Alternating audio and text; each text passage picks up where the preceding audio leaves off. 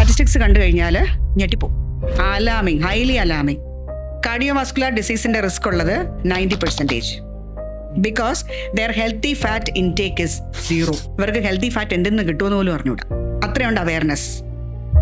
ഈ അടുത്ത ഇടയ്ക്ക് ഒരാൾ പറയുന്നുണ്ടായിരുന്നു 12 മണിക്ക് ഓൺലൈൻ ട്യൂഷൻ ഉണ്ടെന്ന്. രാത്രി 12 മണിക്ക് ഓൺലൈൻ ട്യൂഷൻ ഉണ്ട്, ബാക്കി സ്ലോട്ട്സ് ഒന്നും ഇല്ല. ഉറക്കത്തിന്റെ ഗൈഡ് ലൈൻസ് അനുസരിച്ച് 13 വയസ്സ് വരെയുള്ള കുട്ടികൾ മിനിമം 9 മണിക്കൂർ ഉറങ്ങിയിരിക്കണം. ഇപ്പോൾ ഔട്ട് ഓഫ് 48 അവേഴ്സ് പോലും കുട്ടികൾക്ക് 9 മണിക്കൂർ ഉറക്കം തികച്ച് കിട്ടുന്നില്ല. ഇപ്പോൾ ഫെർട്ടൈൽ അല്ലാതെ വരുന്ന എന്തുകൊണ്ടാണ്? ജെൻസിന്റെ കേസിൽ ഇപ്പൊ തന്നെ ചെറിയ പ്രായത്തിലുള്ള പിള്ളേർ സ്മോക്ക് ചെയ്യുന്നുണ്ട്. ആ അബ്യൂസ് ഒരു മെയിൻ ഫാക്ടറാണ്. എത്ര സിറ്റീസിലാണെന്ന് അറിയാവോ? 1 കിലോമീറ്ററിനുള്ളിൽ മൾട്ടിപ്പിൾ IVF സെന്റേഴ്സ്. ഒന്ന് IVFന്റെ സക്സസ് റേറ്റ് തന്നെ സ്റ്റാറ്റിസ്റ്റിക്സ് നോക്കിക്കഴിഞ്ഞാൽ 49-50% ഉള്ളൂ. വളരെ എക്സ്പെൻസീവ് ആയിട്ടുള്ള ഒരു അഫെയർ ആണ്, പെയിൻഫുൾ ആണ്. സണ്ണല്ല വൈറ്റമിൻ ഡി തരുന്നത്. പ്രൊലോങ്ഡ് ആയിട്ട്, അതായത് ലോങ് ടേം ആയിട്ട് ഡെഫിഷ്യൻ്റ് ആയിട്ട് വൈറ്റമിൻ ഡി വരികയാണെങ്കിൽ ക്രോണിക് ആയിട്ടുള്ള ഹെൽത്ത് റിസ്കുകൾ പോസ് ചെയ്യുന്നുണ്ട്, ബേസിക്കലി എഫക്റ്റിംഗ് മോർ വിമൻ.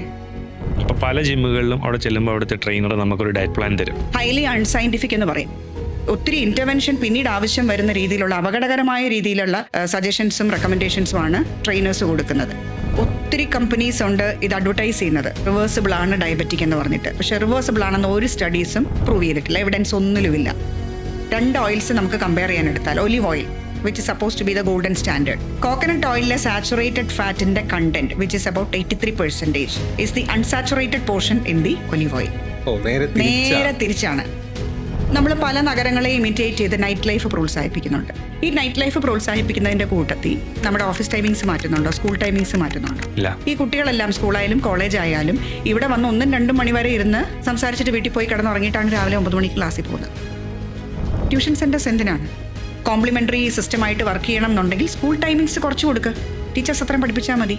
കുട്ടികൾ ഉറങ്ങട്ടെ, ഉല്ലസിക്കട്ടെ, ഇങ്ങനെ ഒരു ജീവിതം ആസ്വദിക്കട്ടെ. എനിക്ക് ഡോക്ടേഴ്സിനോട് പറയാനുള്ളത്, അവരുടെ എക്സ്പെർട്ടൈസ് ഉള്ള ഏരിയ അവർ ചെയ്യുക. ഞങ്ങൾ ചെയ്യേണ്ട ജോലി ഞങ്ങൾ ചെയ്തോളാം.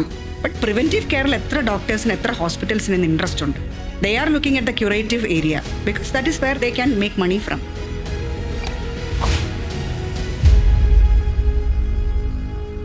ഫോർട്ടി പോഡ്കാസ്റ്റിന്റെ മറ്റൊരു എപ്പിസോഡിലേക്ക് നിങ്ങൾക്ക് എല്ലാവർക്കും സ്വാഗതം. നമുക്ക് എല്ലാവർക്കും ഇമ്പോർട്ടന്റ് ആയിട്ടുള്ള ഒരു കാര്യമാണ് നമ്മുടെ ഹെൽത്ത്. അതിൽ ഏറ്റവും കൂടുതൽ നമ്മൾ ശ്രദ്ധിക്കേണ്ട ഒരു കാര്യമാണ് നമ്മുടെ ന്യൂട്രീഷനെ പറ്റി. ഇന്ന് നമ്മൾ ഈ എപ്പിസോഡിൽ ചർച്ച ചെയ്യുന്നത് ഫങ്ഷണൽ ന്യൂട്രീഷനെ പറ്റിയാണ്. നമുക്ക് എല്ലാവർക്കും അവരവരുടേതായ രീതിയിലുള്ള ന്യൂട്രീഷണൽ റിക്വയർമെന്റ്സ് ഉണ്ട്. അതെന്താണെന്നും അതെങ്ങനെയാണെന്നും മനസ്സിലാക്കുന്ന രീതിയാണ് ഫങ്ഷണൽ ന്യൂട്രീഷൻ. അപ്പൊ ഇന്നത്തെ എപ്പിസോഡിൽ നമ്മൾ ഇതിനെപ്പറ്റിയാണ് കൂടുതലായി ചർച്ച ചെയ്യാൻ പോകുന്നത്. ഈ എപ്പിസോഡ് മുഴുവനായും കാണുന്നതിന് മുന്നേ നമ്മുടെ ചാനൽ ഇതുവരെ സബ്സ്ക്രൈബ് ചെയ്തില്ല എന്നുണ്ടെങ്കിൽ സബ്സ്ക്രൈബ് ചെയ്യുക. ഈ വലിയ എപ്പിസോഡിന്റെ കുഞ്ഞു ഭാഗങ്ങൾ ഷോർട്സായും റീൽസായും ഇൻസ്റ്റഗ്രാമിലും യൂട്യൂബിലും ഇടുന്നുണ്ട്. അതുപോലെ ഫുൾ ഓഡിയോ എക്സ്പീരിയൻസ് സ്പോട്ടിഫൈയിലും അവൈലബിൾ ആണ്. നമ്മുടെ ഈ പോഡ്കാസ്റ്റ് കാണുന്നതിൽ 80% ആൾക്കാർ സബ്സ്ക്രൈബ് ചെയ്യാത്തവരാണ്. നിങ്ങൾ സബ്സ്ക്രൈബ് ചെയ്യുന്നതിലൂടെ ഇതുപോലുള്ള വാല്യുബിൾ ആയിട്ടുള്ള ഇൻഫർമേഷൻസ് തരുന്ന ഗസ്റ്റുകളെ നിങ്ങളുടെ മുന്നിലേക്ക് കൊണ്ടുവരാൻ നമുക്കത് ഒരു പ്രചോദനമായിരിക്കും. So please do subscribe. ന്യൂട്രീഷനെ പറ്റി കൂടുതലായി നമ്മളോട് ഇന്ന് സംസാരിക്കാൻ നമ്മളോടൊപ്പം ഉള്ളത് Brio league centre for holistic nutrition and ഫിറ്റ്നസിന്റെ ഫൗണ്ടറും ഫങ്ഷണൽ ന്യൂട്രീഷനിസ്റ്റുമായ രശ്മി മാക്സിമാണ്. Reshmi Maxim international school of design INSDയുടെ ട്രിവാൻഡ്രം സെന്ററിന്റെ ഡയറക്ടർ കൂടിയാണ്. So Reshmi, welcome to 42 podcaster. Physically നമുക്കൊരു ഫിറ്റ് ആകണം എന്നുള്ളൊരു കോൺസെപ്റ്റ് എല്ലാവർക്കും ഉണ്ടെങ്കിലും ആർക്കും ഈ ന്യൂട്രീഷൻ അല്ലെങ്കിൽ ഫുഡ് കൺട്രോൾ ചെയ്യാനായിട്ട് വളരെ ബുദ്ധിമുട്ടുള്ള ഒരു കാര്യമാണ്. അത് ബുദ്ധിമുട്ടാണോ അതോ താല്പര്യം ഇല്ലായ്മയാണോ എന്നുള്ളതാണ്. താല്പര്യം ഉണ്ടെങ്കിലും ചില സാഹചര്യങ്ങൾ അതിന് സമ്മതിക്കാതെയുണ്ട്. അപ്പോൾ ഫുഡിന്റെ ഒരു രീതി നമ്മൾ ഫോളോ ചെയ്യണം എന്നുണ്ടെങ്കിൽ പോലും അത് ഓരോ വ്യക്തികൾക്കും ഡിഫറെന്റ് ആണെന്നാണ് നമ്മൾ മനസ്സിലാക്കിയിട്ടുള്ളത്. മാമിന്റെ ഒരു കോൺസെപ്റ്റിൽ അത് എങ്ങനെയാണ് ഓരോ വ്യക്തികൾക്കും ഡിഫറെന്റ് ആകുന്നത്, എങ്ങനെയാണ് അവരുടെ ന്യൂട്രീഷൻ ഡിസൈൻ ചെയ്യുക? ന്യൂട്രീഷൻ മാത്രമായിട്ട് ചുരുക്കാൻ ഞാൻ ആഗ്രഹിക്കുന്നില്ല. ഞാൻ ഫോളോ ചെയ്യുന്നത് ഫങ്ഷണൽ ന്യൂട്രീഷൻ എന്ന് പറയുന്ന അപ്രോച്ചാണ്.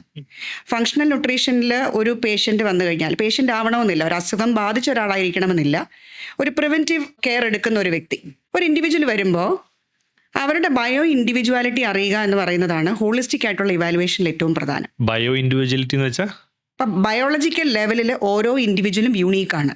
ഇപ്പൊ ഫിനോടിപ്പിക്കലി സിമിലർ ആയിട്ട് നമുക്ക് കാണാൻ കഴിയുന്ന 2 പേര് ട്വിൻസ് ആയിക്കോട്ടെ, സ്ട്രക്ചർ വൈസ് അവരെല്ലാം സെയിം ആണ്, ഹൈറ്റ് സെയിം ആണ്, വെയിറ്റ് സെയിം ആണ്, ഫിസിക് എല്ലാം സെയിം ആണ്. ബട്ട് അവരുടെ ബയോളജിക്കൽ ലെവലിലുള്ള ഫങ്ഷൻസ്, ബോഡിയുടെ ഫങ്ഷൻസ് യൂണീക്ക് ആയിരിക്കും. So one size fits all approach അല്ല, ഒരു ജനറിക് ആയിട്ടുള്ള ഒരു അപ്രോച്ച് അല്ല. അപ്പോൾ എന്തെല്ലാം ഫാക്ടേഴ്സ് ആണ് ആ ബയോ ഇൻഡിവിജ്വാലിറ്റിയിൽ ഇൻഫ്ലുവൻസ് ചെയ്യുന്നത്? അതിൽ ഡയറ്റ് ഉണ്ട്, എക്സസൈസ് ഉണ്ട്, എൻവയോൺമെന്റൽ ഫാക്ടേഴ്സ് ഉണ്ട്, നമ്മൾ ഹാൻഡിൽ ചെയ്യുന്ന സ്ട്രെസ് ഉണ്ട്, മാനേജ് ചെയ്യുന്ന രീതിയുണ്ട്, ജനറ്റിക്സ് ഉണ്ട്, ജനറ്റിക്സ് അല്ലാത്ത ഞാൻ പറഞ്ഞ എല്ലാ കാര്യങ്ങളും ചേരുന്നതാണ് എപ്പിജനറ്റിക് മോഡിഫിക്കേഷൻ ഇൻഫ്ലുവൻസ് ചെയ്യുന്ന ഫാക്ടേഴ്സ് എന്ന് പറയുന്നത്. അപ്പോൾ ഇത് എത്രത്തോളം അവരെ ഇൻഫ്ലുവൻസ് ചെയ്യുന്നുണ്ട്, അതിൻ്റെ സ്വാധീനം എത്ര അവരുടെ ജീവിതത്തിൽ വന്നു കഴിഞ്ഞു, അതുകൊണ്ട് എന്ത് ഡിസീസസിൻ്റെ റിസ്ക് അവർക്കുണ്ട്, എന്തെല്ലാം ഡിസീസിനോട് അവർ പ്രിഡിസ്പോസ്ഡ് ആണ്, ഇത് നമ്മൾ ഇവാലുവേറ്റ് ചെയ്യുന്നതാണ് ഈ ബയോ ഇൻഡിവിജ്വാലിറ്റി അസസ്മെന്റ് എന്ന് പറയുന്ന പ്രോസസ്സിലൂടെ. സോ അത് വെച്ചാണ് നമുക്കൊരു ന്യൂട്രീഷൻ പ്രോപ്പറായിട്ട് ഒരാൾക്ക് പേഴ്സണലൈസ്ഡ് ആയിട്ടുള്ള പ്ലാൻ ഡിവൈസ് ചെയ്യാൻ പറ്റുക. ഇപ്പോൾ ഞാൻ പറഞ്ഞല്ലോ, നേരത്തെ പറഞ്ഞതുപോലെ ഓരോ ഇൻഡിവിജ്വലും യുണീക്കാണ്.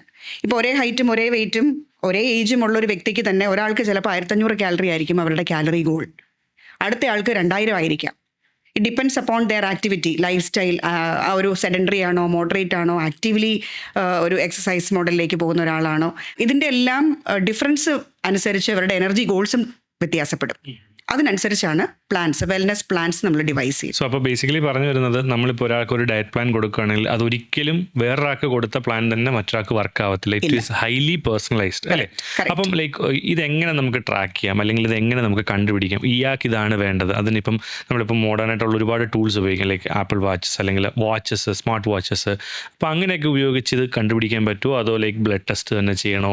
എങ്ങനെയാണ്, how do you find A personalised plan? ഞങ്ങളുടെ ഹോളിസ്റ്റിക് ഇവാലുവേഷനിൽ കൺസിഡർ ചെയ്യുന്നത് ബേസിക്കലി 4 ആസ്പെക്ട്സ് ആണ്. ഈ 4 എണ്ണത്തിൽ ഏറ്റവും പ്രധാനമായിട്ടുള്ളത് ലൈഫ് സ്റ്റൈൽ പാറ്റേൺസ് ആണ്. ഒരു 25-30ഓളം ചോദ്യങ്ങൾ ഞങ്ങളുടെ ആ ക്വസ്റ്റ്യനെയറിൽ ഉൾപ്പെട്ടിട്ടുണ്ട്. ചിലത് സില്ലി ആയിട്ട് തോന്നും ചോദിക്കുമ്പോൾ. അപ്പോൾ നിങ്ങൾക്ക് എത്ര റെഗുലറായിട്ട് പെയിൻ ഫ്രീ ആയിട്ട് നിങ്ങളുടെ ബവൽ മൂവ്മെൻറ്റ് നടക്കുന്നുണ്ട്? ചിലർക്ക് തമാശയായിട്ട് തോന്നി ചോദ്യം ചോദിക്കുമ്പോൾ. ചിലരോട് ഞങ്ങൾ ചോദിക്കുന്നത് സ്ട്രെസ് എങ്ങനെ മാനേജ് ചെയ്യാൻ കഴിയുന്നുണ്ട്, നിങ്ങളുടെ ഒരു ഡെയിലി എനർജി നിങ്ങൾ ഇവാലുവേറ്റ് ചെയ്യുകയാണെങ്കിൽ 100% എനർജി എന്ന് പറയുമോ, 70 പറയുമോ, 50% എനർജി പറയുമോ? ഇത്തരം ചോദ്യങ്ങളെല്ലാം ഉൾപ്പെടുന്നതാണ് ഈ ലൈഫ് സ്റ്റൈൽ ബിഹേവിയേഴ്സ് എന്ന് പറയുന്നത്. രണ്ടാമത്തത് ബയോകെമിക്കൽ റിസൾട്ട്സിൻ്റെ ഒരു ഇവാലുവേഷനാണ്. നമ്മൾ എക്സിക്യൂട്ടീവ് ബ്ലഡ് ചെക്കപ്പിൽ കവർ ചെയ്യുന്ന എല്ലാ പ്രൊഫൈൽസും, വൈറ്റൽ പ്രൊഫൈൽസും എങ്ങനെയുണ്ടെന്ന് നോക്കുന്നു. മൂന്നാമത്തേത് ജനറ്റിക്സ് ആണ്. ജനറ്റിക്സിൽ ഒരു 2nd ഡിഗ്രി റിലേഷൻഷിപ്പ് വരെ ഉള്ള ഡിസീസ് കണ്ടീഷൻസ്. ഇപ്പം നമ്മളത് പേഷ്യൻസിനോട് അല്ലെങ്കിൽ ഇൻഡിവിജ്വൽസിനോട് പറയും, നിങ്ങളൊന്ന് ഫാമിലിയിൽ സംസാരിച്ച് നിങ്ങളുടെ പേരൻസിനോടോ അല്ലെങ്കിൽ ഗ്രാൻഡ് പേരൻസിനോടോ ചോദിച്ചിട്ട് അവരുടെ ഫാമിലിയിലുള്ള ഈ 2nd ഡിഗ്രി വരെയുള്ള റിലേറ്റീവ്സിൽ എന്തൊക്കെ അസുഖങ്ങൾ വന്നിട്ടുണ്ടെന്നുള്ളതിൻ്റെ ഒരു ചാർട്ടാക്കി കൊണ്ടുവരാൻ പറയും. നാലാമത്തതും പ്രാധാന്യം ഒട്ടും കുറയാത്തതുമായ കാര്യമാണ് ഡയറ്റ്. ആ ഡയറ്റ് എടുക്കുന്നത് ജേർണൽ ചെയ്താണ്.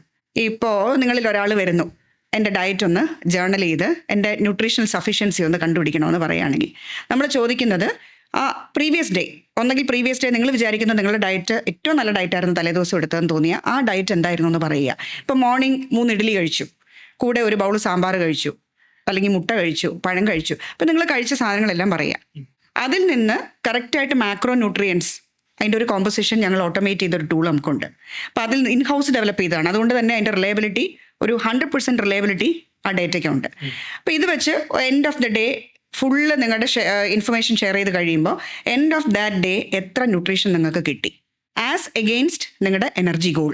ഇപ്പോൾ 1500 കാലറിയാണ് എനർജി ഗോളായിട്ട് അസർട്ടൻ ചെയ്തിരിക്കുന്നതെങ്കിൽ അതിന് എഗെയിൻസ്റ്റ് ആയിട്ട് 1000 കാലറി കിട്ടിയോ, 2000 കാലറി ആയി പോയോ, അതിൽ തന്നെ കാർബോഹൈഡ്രേറ്റ് എത്ര, പ്രോട്ടീൻ, ഫാറ്റ്, ഫൈബർ, ഇതെല്ലാം എത്ര കിട്ടി, എത്ര ഡെഫിഷ്യൻസി ഉണ്ട്. അപ്പോൾ ആധിക്യത്തിലാണോ കഴിക്കുന്നത് അതോ കുറവാണോ നിങ്ങളുടെ ഡയറ്റിൽ നിന്ന് ന്യൂട്രീഷൻ എന്നുള്ളത് എക്സാക്റ്റ് ആയിട്ട് നമുക്കറിയാൻ പറ്റും. ഇപ്പം ഇതിനകത്ത് ഓരോ വ്യക്തിക്കും അവരുടെ ഈ കാലറീസ് ഉണ്ടല്ലോ, അപ്പം അത് എങ്ങനെയായിരിക്കും കണ്ടുപിടിക്കുക? അത് കാൽക്കുലബിൾ ആണ്. ആക്ച്വലി ഇത് 2 തരത്തിൽ ചെയ്യാം. നമുക്ക് ബയോ ഇംപീഡൻസ് മെഷീൻ എന്ന് പറഞ്ഞൊരു ഡിവൈസ് ഉണ്ട്. ആ ഡിവൈസിലൂടെ ആണെങ്കിൽ കുറച്ചുകൂടെ ഡീറ്റെയിൽ ആയിട്ടുള്ള മെട്രിക്സ് കിട്ടും. അതല്ലാതെ BMI, BMR, ബോഡി ഫാറ്റിൻ്റെ പെർസെൻറ്റേജ്, ഇത്തരം കാര്യങ്ങളൊക്കെ കാൽക്കുലബിൾ ആണ്. ഇക്വേഷൻസ് ഉണ്ട്.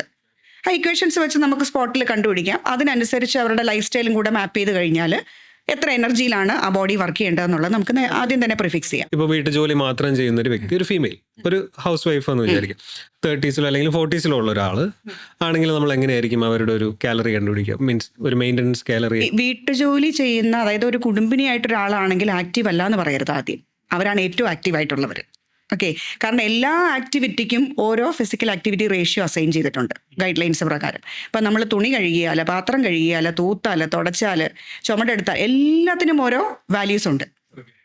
സോ സെഡൻഡറി ആയിട്ട് നമ്മളൊരു IT സെക്ടറിൽ വർക്ക് ചെയ്യുന്ന ഒരു ഫീമെയിലുമായിട്ട് ഒരിക്കലും വീട്ടിൽ ജോലി ചെയ്യുന്ന ഒരാളെ കമ്പയർ ചെയ്യരുത്. വീട്ടിൽ ജോലി ചെയ്യുന്ന ആളുടെ കാലറി റിക്വയർമെൻറ്റ് ഡെഫിനറ്റ്ലി കൂടുതലായിരിക്കും. ഇപ്പോൾ ഒരു 40s ഒരു ലേഡിയുടെ പറയുകയാണെങ്കിൽ ശരാശരി 1500-1600 കാലറി അവർക്ക് ഗോൾ വരും.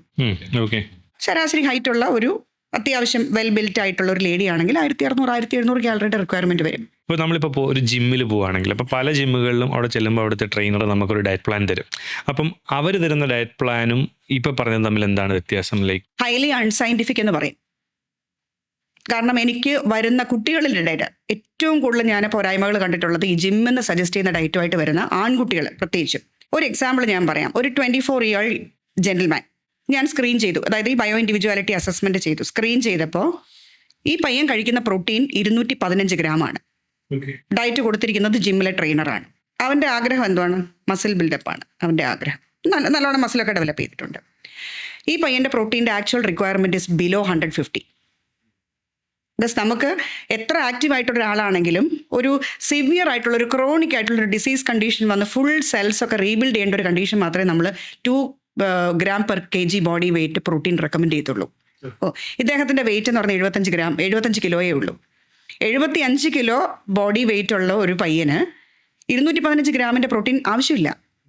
അല്ലെങ്കിൽ അത്രയും എക്സസ് പ്രോട്ടീൻ നമ്മൾ ഡിസ്ട്രിബ്യൂട്ട് ചെയ്യുന്ന ഏത് രീതിയിലാണ്? ഒരൊറ്റ മീലിൽ കൂടെ 100-150 ഗ്രാമിൻ്റെയും പ്രോട്ടീൻ കഴിക്കുക എന്ന് പറയുന്നത് ഡാമേജിങ് ആണ്. പ്രത്യേകിച്ച് ഹൈഡ്രേഷൻ പാറ്റേൺ മോശമാണെങ്കിൽ അതൊന്നും ഇവർക്ക് ഇതിൻ്റെ ബാക്കപ്പായിട്ട് എന്ത് ചെയ്യണമെന്നുള്ളത് പറഞ്ഞു കൊടുക്കാനും അറിയില്ല. ഓക്കെ, ഇതൊക്കെ വളരെ അലാമിംഗ് ആയിട്ടുള്ള ഒത്തിരി ഇൻ്റർവെൻഷൻ പിന്നീട് ആവശ്യം വരുന്ന രീതിയിലുള്ള അപകടകരമായ രീതിയിലുള്ള സജഷൻസും റെക്കമെൻഡേഷൻസുമാണ് ഈ ട്രെയിനേഴ്സ് കൊടുക്കുന്നത്. ഇപ്പോൾ ഒരു 150 ഗ്രാമിന് മേലെ പ്രോട്ടീൻ ഇൻടേക്ക് ഉള്ള ഒരാൾ മീൻസ് എടുക്കുന്നുണ്ടെങ്കിൽ അവരുടെ വാട്ടർ ഇൻടേക്ക് എങ്ങനെയായിരിക്കണം? എത്ര litre water? Water intake ideally body വെയിറ്റിന് ആനുപാതികമായിട്ടാണ് വാട്ടർ ഇൻടേക്ക് നമ്മൾ റെക്കമെൻഡഡ് ക്വാണ്ടിറ്റി പറയുന്നത്. ഇപ്പോൾ ഓവർ വെയിറ്റ് ആയിട്ട് ഒബേസ് ആയിട്ട് ഒരുപാട് ഫാറ്റ് എക്ടോപിക് ഡെപ്പോസിഷൻ ഉള്ള ആളുകളാണെങ്കിൽ ഒരു 20 കിലോയ്ക്ക് 1 ലിറ്റർ എന്നുള്ള കണക്കിൽ നമ്മൾ റെക്കമെൻഡ് ചെയ്യും. ഓവർ വെയിറ്റ് എന്ന കാറ്റഗറിയിൽ വരുന്ന ആളുകൾ, ഒബേസ് ആണ് ഞാൻ ആദ്യം പറഞ്ഞത്. ഓവർ വെയിറ്റ് എന്ന് പറയുന്ന കാറ്റഗറിയിൽ, അതായത് BMI ഒരു 30-35 റേഞ്ചിൽ നിൽക്കുന്ന ആളുകളാണെങ്കിൽ 25 കിലോയ്ക്ക് 1 ലിറ്റർ എന്നുള്ള കണക്കിൽ വെള്ളം കൺസ്യൂം ചെയ്യാം. ആ വെള്ളം കൺസ്യൂം ചെയ്യുന്നതിനും പാറ്റേൺ ഉണ്ട്. നമ്മൾ 1 ലിറ്ററിലധികം വെള്ളം 1 മണിക്കൂറിൽ കുടിച്ച് തീർക്കാൻ പാടില്ല എന്നുള്ളതാണ്. അത് ഡിസ്ട്രിബ്യൂട്ട് ചെയ്യുന്ന പാറ്റേണും ഉണ്ട്. അല്ലെങ്കിൽ എന്ത് പറ്റുമെന്ന് വെച്ചാൽ നമുക്ക് ഹൈപ്പോനട്രീമിയ പോലെ നമുക്ക് ഇലക്ട്രോലൈറ്റ് ലോസ് വരും, ഒരുപാട് വെള്ളം നമ്മൾ ഒരുമിച്ച് സപ്ലൈ ചെയ്താൽ. അപ്പോൾ നമ്മൾ അത്രയും ബോഡിയിൽ നിന്ന് വെള്ളം എലിമിനേറ്റഡ് ആവുന്നുണ്ടെങ്കിൽ by sweat or by faecal matter or whatever means, അത്രയും എലിമിനേറ്റഡ് ആവുന്നുണ്ടെങ്കിൽ അത് റീപ്ലനിഷ് ചെയ്യാൻ നമുക്ക് വെള്ളം കുടിക്കുന്നതുകൊണ്ട് കുഴപ്പമില്ല. അല്ലാതെ നമ്മളിപ്പോൾ സെഡൻഡറി ആയിട്ട് ഇരിക്കുന്നു, നമ്മൾ ഇരുന്നിട്ട് ഇങ്ങനെ ഒരു 15 മിനിറ്റ് കൊണ്ട് 1 ലിറ്റർ വെള്ളം കുടിക്കുന്നു, അത് ശരീരത്തിന് നല്ലതല്ല. ഡിസ്ട്രിബ്യൂട്ടഡ് ആയിരിക്കണം, ഈവൻലി ഡിസ്ട്രിബ്യൂട്ടഡ് ആയിരിക്കണം. ഫുൾ ഡേ കൊണ്ട് വേണം ഡിസ്ട്രിബ്യൂട്ട് ചെയ്യാൻ. വെള്ളം കുടിക്കേണ്ടത് എപ്പോഴും നമ്മൾ ഭക്ഷണം കഴിച്ച ശേഷമാണ്. കാരണം വെള്ളത്തിൻ്റെ ഉപയോഗം എന്താണ്? വെള്ളം ന്യൂട്രിയൻറ്റിനെ അബ്സോർബ് ചെയ്യാനും അത് സെല്ലുകളിലേക്ക് എത്തിക്കാനുമാണ് വെള്ളം പ്രധാനമായിട്ട് ഉപയോഗിക്കേണ്ടത്. അപ്പം ഭക്ഷണം കഴിക്കുന്നതിന് ശേഷമാണ് നമുക്ക് വെള്ളം വേണ്ടത്. ഈ ചിലർ രാവിലെ എഴുന്നേറ്റ് ഒരു ഗ്ലാസ്സിൽ വെറും വയറ്റിൽ വെള്ളം കുടിക്കണം എന്ന് പറയുന്നുണ്ട്. വെറും വയറ്റിൽ വെള്ളം കുടിക്കുക എന്ന് മാത്രമല്ല, അത് എപ്പോഴും നമ്മൾ ബ്രഷ് ചെയ്യുന്നതിന് മുൻപ്, ബ്രഷ് ചെയ്ത് നമ്മൾ കെമിക്കൽസ് നമ്മുടെ വായിലെത്തുന്നതിന് മുൻപ് വെള്ളം കുടിക്കുന്നതാണ് ഏറ്റവും ഹെൽത്തി. കാരണം നമുക്ക് വായ്ക്കുള്ളിൽ സലൈവറി അമിലേസ് ഉണ്ട്. നല്ല ബാക്ടീരിയ, ഏറ്റവും നല്ലത്, ഏറ്റവും ഹൈ ക്വാളിറ്റി ഉള്ള ബാക്ടീരിയ നമുക്ക് ഉണ്ടാവുന്നത് നമ്മൾ ഉറങ്ങി എഴുന്നേൽക്കുമ്പോൾ നമ്മുടെ വായിൽ ഹോൾഡ് ചെയ്യുന്ന സലൈവറി അമിലേസിലാണ്. അതോടുകൂടി നമ്മൾ വെള്ളം കുടിക്കണം എന്നുള്ളതാണ്. ഓക്കെ, അത് ലൂക്ക് വാം വാട്ടർ ആണെങ്കിൽ ബോഡിയിൽ നിന്ന് നമുക്ക് എല്ലാം ടോക്സിൻസ് ഉൾപ്പെടെ നമ്മുടെ രാവിലെയുള്ള ബവൽ ഉൾപ്പെടെ പുഷ് ചെയ്യാനായിട്ട് അത് ഒത്തിരി ഹെൽപ്പ് ചെയ്യും. നമുക്ക് ഇപ്പം IVF സെൻറ്റേഴ്സ് അല്ലെങ്കിൽ പ്രഗ്നൻ്റ് ആയിട്ടുള്ള ലേഡീസിൽ അവർക്ക് ഈ ഡയറ്റും അവരുടെ കാലറി ഇൻടേക്കും അവരുടെ ലൈഫ് സ്റ്റൈലും തമ്മിൽ അത് എങ്ങനെ ബെറ്റർ ആക്കി എടുക്കാൻ പറ്റും? IVF സെൻറ്റേഴ്സ് എന്ന് പറയുന്നത് ഇപ്പോഴാണല്ലോ കാണാൻ തുടങ്ങിയത്, അല്ലേ? അതെ, ഞങ്ങളൊക്കെ Gen X ആണ്. ഓക്കെ, Gen Xും എനിക്ക് തോന്നുന്ന Gen Yയുടെ ഒരു ആദ്യ കുറച്ച് ഭാഗങ്ങളിലുമായിട്ടൊക്കെ ജനിച്ച ആളുകൾ വലിയ പരിക്കൊന്നും ഇല്ലാതെ പോയി. ഓക്കെ, അതിനുശേഷം എന്തുകൊണ്ട് IVF സെൻറ്റേഴ്സിന് ഇത്രയും പ്രാമുഖ്യം വന്നു എന്നുള്ളത് ഒരു കോമൺ സെൻസ് ഉള്ള ഒരാൾക്ക് ചിന്തിച്ചാൽ അറിയാം. ഞങ്ങളൊക്കെ പഠിച്ച കാലത്ത് നമുക്കൊന്നും ഉറക്കത്തിലൊന്നും ഒരു തടസ്സം ഉണ്ടായിട്ടില്ല. കൃത്യമായിട്ട് 8-9 മണിക്കൂറുകൾ ഉറങ്ങാൻ കഴിഞ്ഞ ഒരു കാലഘട്ടത്തിലാണ് ഞങ്ങളൊക്കെ പഠിച്ചത്. അത്യാവശ്യം കളിച്ചും ചിരിച്ചും ആസ്വദിച്ചും ഉറങ്ങിയും ഉല്ലസിച്ച് ജീവിച്ചൊരു കാലമായിരുന്നു. ഈ IVFൻ്റെ ആവശ്യം വരുന്ന പെൺകുട്ടികൾ ഏത് ജനറേഷനിലുള്ളവരാണ്, അവരുടെ കുട്ടിക്കാലം എങ്ങനെയായിരുന്നു എന്ന് നോക്കിയാൽ അതിൻ്റെ കാരണങ്ങൾ അറിയാം. ഞാൻ ഒരുപാടടുത്ത് ടോക്സിന് പോകാറുണ്ട്. പ്രത്യേകിച്ച് കഴിഞ്ഞ 2 വർഷങ്ങളായിട്ട് അടുപ്പിച്ച് പോകുന്നത് ഇവിടുത്തെ ഒരു മെഡിക്കൽ കോളേജിലെ ന്യൂ ജോയിനി സ്റ്റുഡൻസും പാസ് ഔട്ട് ആവുന്ന സ്റ്റുഡൻസും ഉൾപ്പെടെ ഒരു 200ഓളം കുട്ടികൾ ഇരിക്കുന്ന സ്ഥലത്താണ്. ഞാൻ 5 ചോദ്യങ്ങൾ അവരോട് ചോദിക്കാറുണ്ട്. അതിൽ ആദ്യത്തെ പ്രധാനപ്പെട്ട 2 ചോദ്യങ്ങളാണ്: കഴിഞ്ഞ 5 വർഷങ്ങൾക്കിടയിൽ മിനിമം 8 മണിക്കൂർ രാത്രി ഉറങ്ങാൻ കഴിയുന്ന എത്ര കുട്ടികളുണ്ട്? ഈ 200 പേരിൽ 10-ലധികം കൈ പൊങ്ങി ഞാൻ കണ്ടിട്ടില്ല. മിനിമം 1 ലിറ്ററെങ്കിലും വെള്ളം കഴിഞ്ഞ 5 വർഷത്തിൽ എല്ലാ ദിവസവും കുടിക്കാൻ ശ്രദ്ധിക്കാൻ എത്ര പേർക്ക് കഴിയുന്നുണ്ട്? അവിടെ 5-6 കൈകൾക്ക് മുകളിൽ ഉയർന്ന് ഞാൻ കണ്ടിട്ടില്ല. ഇത് രണ്ടും വളരെ അലാമിംഗ് ആയിട്ടുള്ള കാര്യമാണ്. അതായത് ഞാൻ പറഞ്ഞ മുമ്പത്തെ ജനറേഷൻ്റെ കുട്ടിക്കാലം എന്ന് പറയുന്നത് ട്യൂഷൻസ് ഇല്ല. രാവിലെ 9:30-ക്കോ 10 മണിക്കോ തുടങ്ങുന്ന ക്ലാസ്സിൽ കയറി കഴിഞ്ഞാൽ 5 മണിയാകുമ്പോൾ വീട്ടിൽ വരും. പിന്നെ ആ കൂട്ടായ്മയിലോ കുടുംബ കൂട്ടായ്മകളോ അതൊക്കെ കാണും, അല്ലെങ്കിൽ നഗര കൂട്ടായ്മ കാണും, അല്ലെങ്കിൽ ഗ്രാമ കൂട്ടായ്മ കാണും. അവിടെയൊക്കെയുള്ള കുട്ടികളുമായിട്ട് കളിച്ച് വൈകുന്നേരം വന്ന് ഒരു സന്ധ്യാപ്രാർത്ഥനയും കഴിഞ്ഞ് 8 മണിക്ക് അത്താഴം കഴിഞ്ഞ് 10 മണിക്ക് ഒരു സ്ട്രെയിനും ഇല്ല. ഇന്നത്തെ കുട്ടികൾ എന്താ ഫേസ് ചെയ്യുന്നത്? ഈ അടുത്ത ഇടയ്ക്ക് ഒരാൾ പറയുന്നുണ്ടായിരുന്നു 12 മണിക്ക് ഓൺലൈൻ ട്യൂഷൻ ഉണ്ടെന്ന്. രാത്രി 12 മണിക്ക് ഓൺലൈൻ ട്യൂഷൻ ഉണ്ട്, ബാക്കി സ്ലോട്ട്സ് ഒന്നും ഇല്ല. സോ ഓൺലൈൻ ട്യൂഷൻ 12 മണിക്ക് രാത്രിയാണ്. ഉറക്കത്തിൻ്റെ ഗൈഡ് ലൈൻസ് അനുസരിച്ച് 13 വയസ്സ് വരെയുള്ള കുട്ടികൾ മിനിമം 9 മണിക്കൂർ ഉറങ്ങിയിരിക്കണം. ഔട്ട് ഓഫ് 24 hours ആണ്. ഇപ്പോൾ ഔട്ട് ഓഫ് 48 hours പോലും കുട്ടികൾക്ക് 9 മണിക്കൂർ ഉറക്കം തികച്ച് കിട്ടുന്നില്ല. ഇപ്പോൾ എവിടെയാണ് നമ്മൾ ഈ മെറ്റബോളിസം എന്ന് വിളിക്കുന്നതിൻ്റെ സ്ഥാനം ഇവിടെ? ഇപ്പം ഞാൻ നേരത്തെ പറഞ്ഞല്ലോ, നമ്മൾ ജീവിച്ച് തീർത്തത് എങ്ങനെയാണോ അതിനനുസരിച്ചാണ് നമ്മുടെ ബോഡി റെസ്പോണ്ട് ചെയ്യുന്നത്. ഓവർനൈറ്റ് ചെയ്യുന്നൊരു പ്രവൃത്തി കൊണ്ടല്ല. അതായത് ടീനേജ് എന്ന് പറയുന്നത് പെൺകുട്ടിയെ സംബന്ധിച്ചിടത്തോളം അവരുടെ ഡെവലപ്മെൻ്റൽ ഏജാണ്. ഡെവലപ്മെൻ്റൽ ഏജിൽ ബോഡിക്ക് കൊടുക്കേണ്ട വിശ്രമവും ബോഡിക്ക് കൊടുക്കേണ്ട ന്യൂട്രീഷനും പ്രോപ്പറായിട്ട് കൊടുത്തിട്ടുണ്ടെങ്കിൽ ഇന്ന് ഈ പറയുന്ന IVF പോലെയുള്ള ചികിത്സാ രീതികൾക്ക് വിധേയരാകേണ്ട ആവശ്യം വരുന്നില്ല. IVFൻ്റെ സക്സസ് റേറ്റ് തന്നെ സ്റ്റാറ്റിസ്റ്റിക്സ് നോക്കിക്കഴിഞ്ഞാൽ 49-50% ഉള്ളൂ. വളരെ എക്സ്പെൻസീവ് ആയിട്ടുള്ളൊരു അഫെയറാണ്, പെയിൻഫുള്ളാണ്. ഇപ്പോൾ എംപ്ലോയ്മെൻറ്റിലൊക്കെ ഇരിക്കുന്ന ഒരു ഫീമെയിലിനെ സംബന്ധിച്ചിടത്തോളം ഒരു IVFന് പോകാമെന്ന് പറഞ്ഞാൽ ജോലി കളഞ്ഞു എന്ന് ചിന്തിച്ചാൽ മതി. കാരണം ട്രീറ്റ്മെൻറ്റിന് മുമ്പും ത്രൂ ദ പ്രോസസ്സും പോസ്റ്റ് ഡെലിവറിയും ഒരുപാട് കെയർ ആവശ്യമുണ്ട്. റൈറ്റ്. അപ്പോൾ അതിനൊന്നും പോകാതിരിക്കണമെന്നുണ്ടെങ്കിൽ ഏറ്റവും നല്ല സൊല്യൂഷൻ നല്ല ഡയറ്റും നല്ല ജീവിതശൈലിയും സ്ട്രെസ്സ് ഹാൻഡിൽ ചെയ്യാനും. ഇന്നത്തെ കുട്ടികൾക്കൊന്നും സ്ട്രെസ്സൊന്നും ഹാൻഡിൽ ചെയ്യാൻ അറിയില്ല. ഒരു ക്രൈസിസ് വന്നു കഴിഞ്ഞാൽ അവർക്ക് ഓവർകം ചെയ്യാൻ അറിയില്ല. അതുകൊണ്ട് ആ പാഠ്യപദ്ധതി തൊട്ട് നമ്മൾ പുനഃപരിശോധിച്ച് അതിൽ കറക്ഷൻസ് വരുത്തി കഴിഞ്ഞാൽ ഈ പ്രശ്നങ്ങൾക്കൊക്കെ നല്ലൊരു എക്സ്റ്റെൻഡ് വരെ പരിഹാരം കിട്ടും. ഒരു ചോദ്യം, ഈ സ്ട്രെസ്സും നമ്മുടെ ന്യൂട്രീഷനും തമ്മിൽ ബന്ധമുണ്ടോ? ഡെഫിനറ്റ്ലി. എങ്ങനെയാ? സ്ട്രെസ് ഡയറക്റ്റ്ലി എഫക്ട് ചെയ്യുന്നത് നമ്മുടെ ഗട്ട് ഹെൽത്തിനെയാണ്. ഗട്ട് എന്ന് പറയുന്നത് സെക്കൻഡ് ബ്രെയിൻ ആണ്. സെക്കൻഡ് ബ്രെയിൻ എന്ന് എന്തുകൊണ്ട് പറയുന്നു? അതൊരു എൻറ്ററിക് നെർവസ് സിസ്റ്റം എന്ന് പറയും. സെൻട്രൽ നെർവസ് സിസ്റ്റം പോലെ തന്നെ നമ്മുടെ ഡൈജസ്റ്റീവ് ട്രാക്റ്റിൽ അതിൻ്റെ വാൾസിൽ ഒരു കോംപ്ലക്സ് നെറ്റ്വർക്ക് ഓഫ് ന്യൂറോൺസ് ഉണ്ട്. അതും സെൻട്രൽ നെർവസ് സിസ്റ്റവും തമ്മിൽ ഡയറക്റ്റ്ലി കണക്റ്റഡ് ആണ്. ഇൻഡിപെൻഡൻ്റ് ആയിട്ടാണ് വർക്ക് ചെയ്യുന്നതെങ്കിലും ഡയറക്റ്റ്ലി കണക്റ്റഡ് ആണ്. അപ്പോൾ ഈ ഒരു ബൈ ഡയറക്ഷണൽ ലിങ്ക് ഉണ്ട്. ഒരു ബ്രെയിനും ഗട്ടുമായിട്ടുള്ളൊരു ഡയറക്റ്റ് ആക്സസ് ഉണ്ട്. അതാണ് ഗട്ട് ബ്രെയിൻ ആക്സസ് എന്ന് പറയുന്നത്. തോന്നൽ മാത്രമല്ല. അപ്പോൾ നമുക്കതിന് ശരിക്കും ഈ മെസ്സേജിങ് ഒക്കെ, ഈ സിഗ്നലിംഗ് ഒക്കെ ഡൈജഷനോ അല്ലെങ്കിൽ ന്യൂട്രിയൻ്റ് അബ്സോർപ്ഷനോ വേണ്ടിയുള്ളതാണെന്നുള്ളൊരു ധാരണയായിരുന്നെങ്കിൽ അതല്ല. നമ്മുടെ കോഗ്നിറ്റീവ് ഫംഗ്ഷനെയും നമ്മുടെ ഇമോഷൻസിനെയും ഒക്കെ കൺട്രോൾ ചെയ്യുന്ന ഒരു കോംപ്ലക്സ് സെറ്റ് ഓഫ് ന്യൂറോൺസ് ആണ് ഈ ഡൈജസ്റ്റീവ് ട്രാക്റ്റിലുള്ളത്. അപ്പോൾ അതുകൊണ്ട് തന്നെ നമ്മുടെ ഇമോഷൻസിൽ ഒരുപാട് റോളുണ്ട്. സ്ട്രെസ്സ് ഡെഫിനറ്റ്ലി നമ്മുടെ ഹെൽത്തിനെ എഫക്റ്റ് ചെയ്യും. ന്യൂട്രീഷൻ തിരിച്ചും സ്ട്രെസ്സിനെ എഫക്റ്റ് ചെയ്യുന്നതാണ്. ഇപ്പോൾ ഒരു എക്സാമ്പിൾ പറഞ്ഞാൽ നമ്മൾ കഫെയിൻ കൂടുതൽ എടുക്കുന്നു. കഫെയിൻ എന്ന് പറയുന്നത് കോർട്ടിസോളിനെ സ്റ്റിമുലേറ്റ് ചെയ്യുന്നൊരു കോമ്പണൻ്റ് ആണ്. അപ്പോൾ കോർട്ടിസോൾ സ്റ്റിമുലേറ്റഡ് ആയാൽ എന്താ സംഭവിക്കുക? സ്ട്രെസ് കൂടും.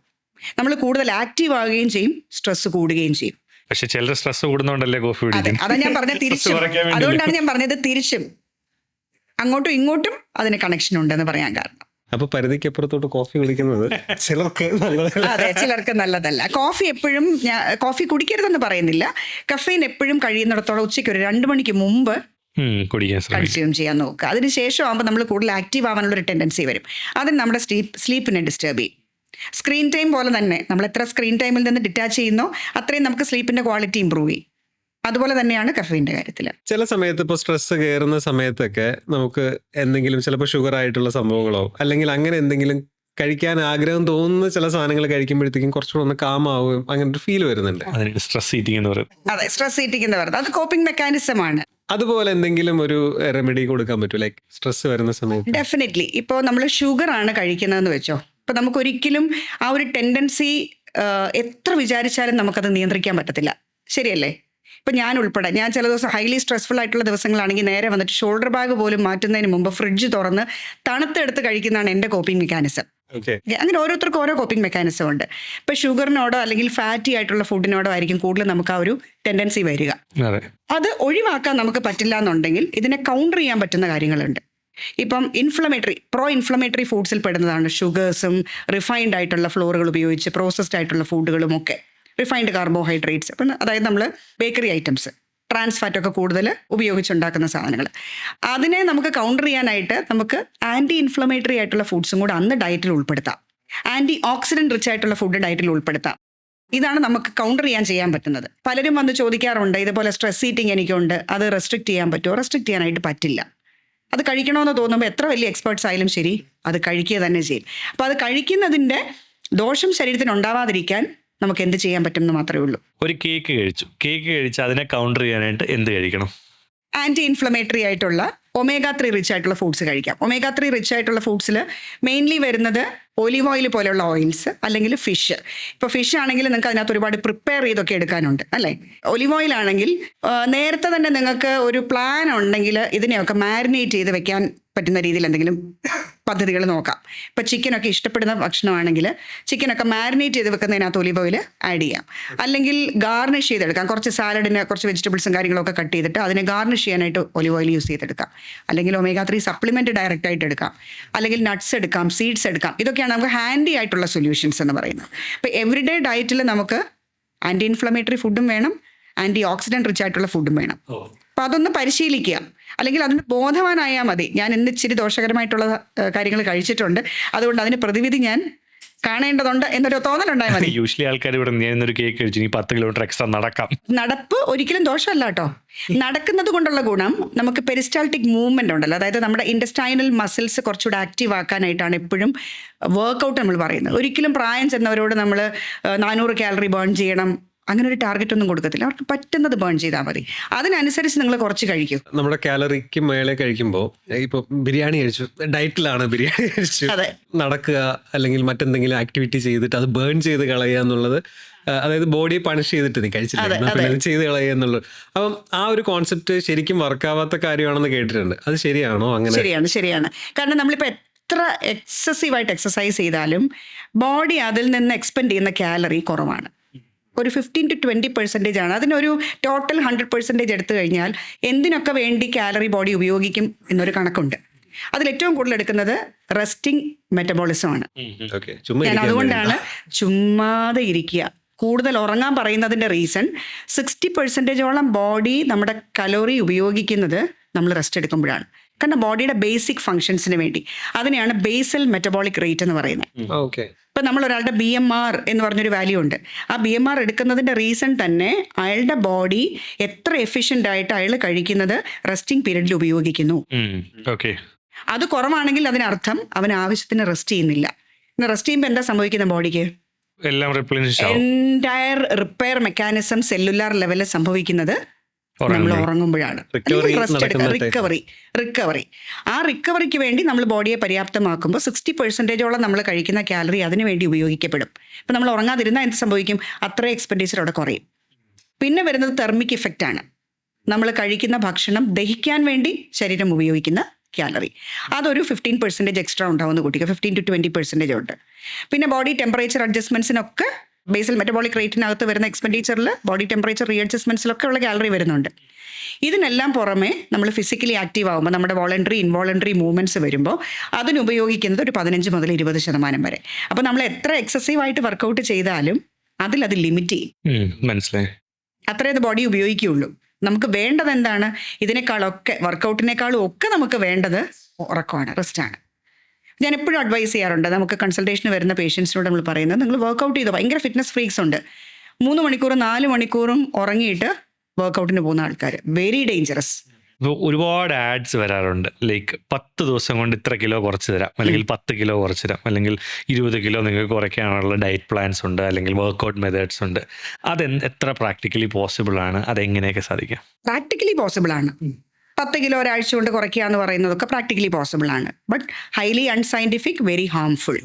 ഇപ്പം നമ്മുടെ ഗൈഡ് ലൈൻസ് തന്നെ, national institute of nutrition guide lines, government organisations ഇഷ്ടംപോലെ റിസർച്ച് നടത്തിയിട്ട് ഇന്ത്യൻ പോപ്പുലേഷന് വേണ്ടി റിലീസ് ചെയ്തിരിക്കുന്ന ഗൈഡ് ലൈൻസ് ആണ്.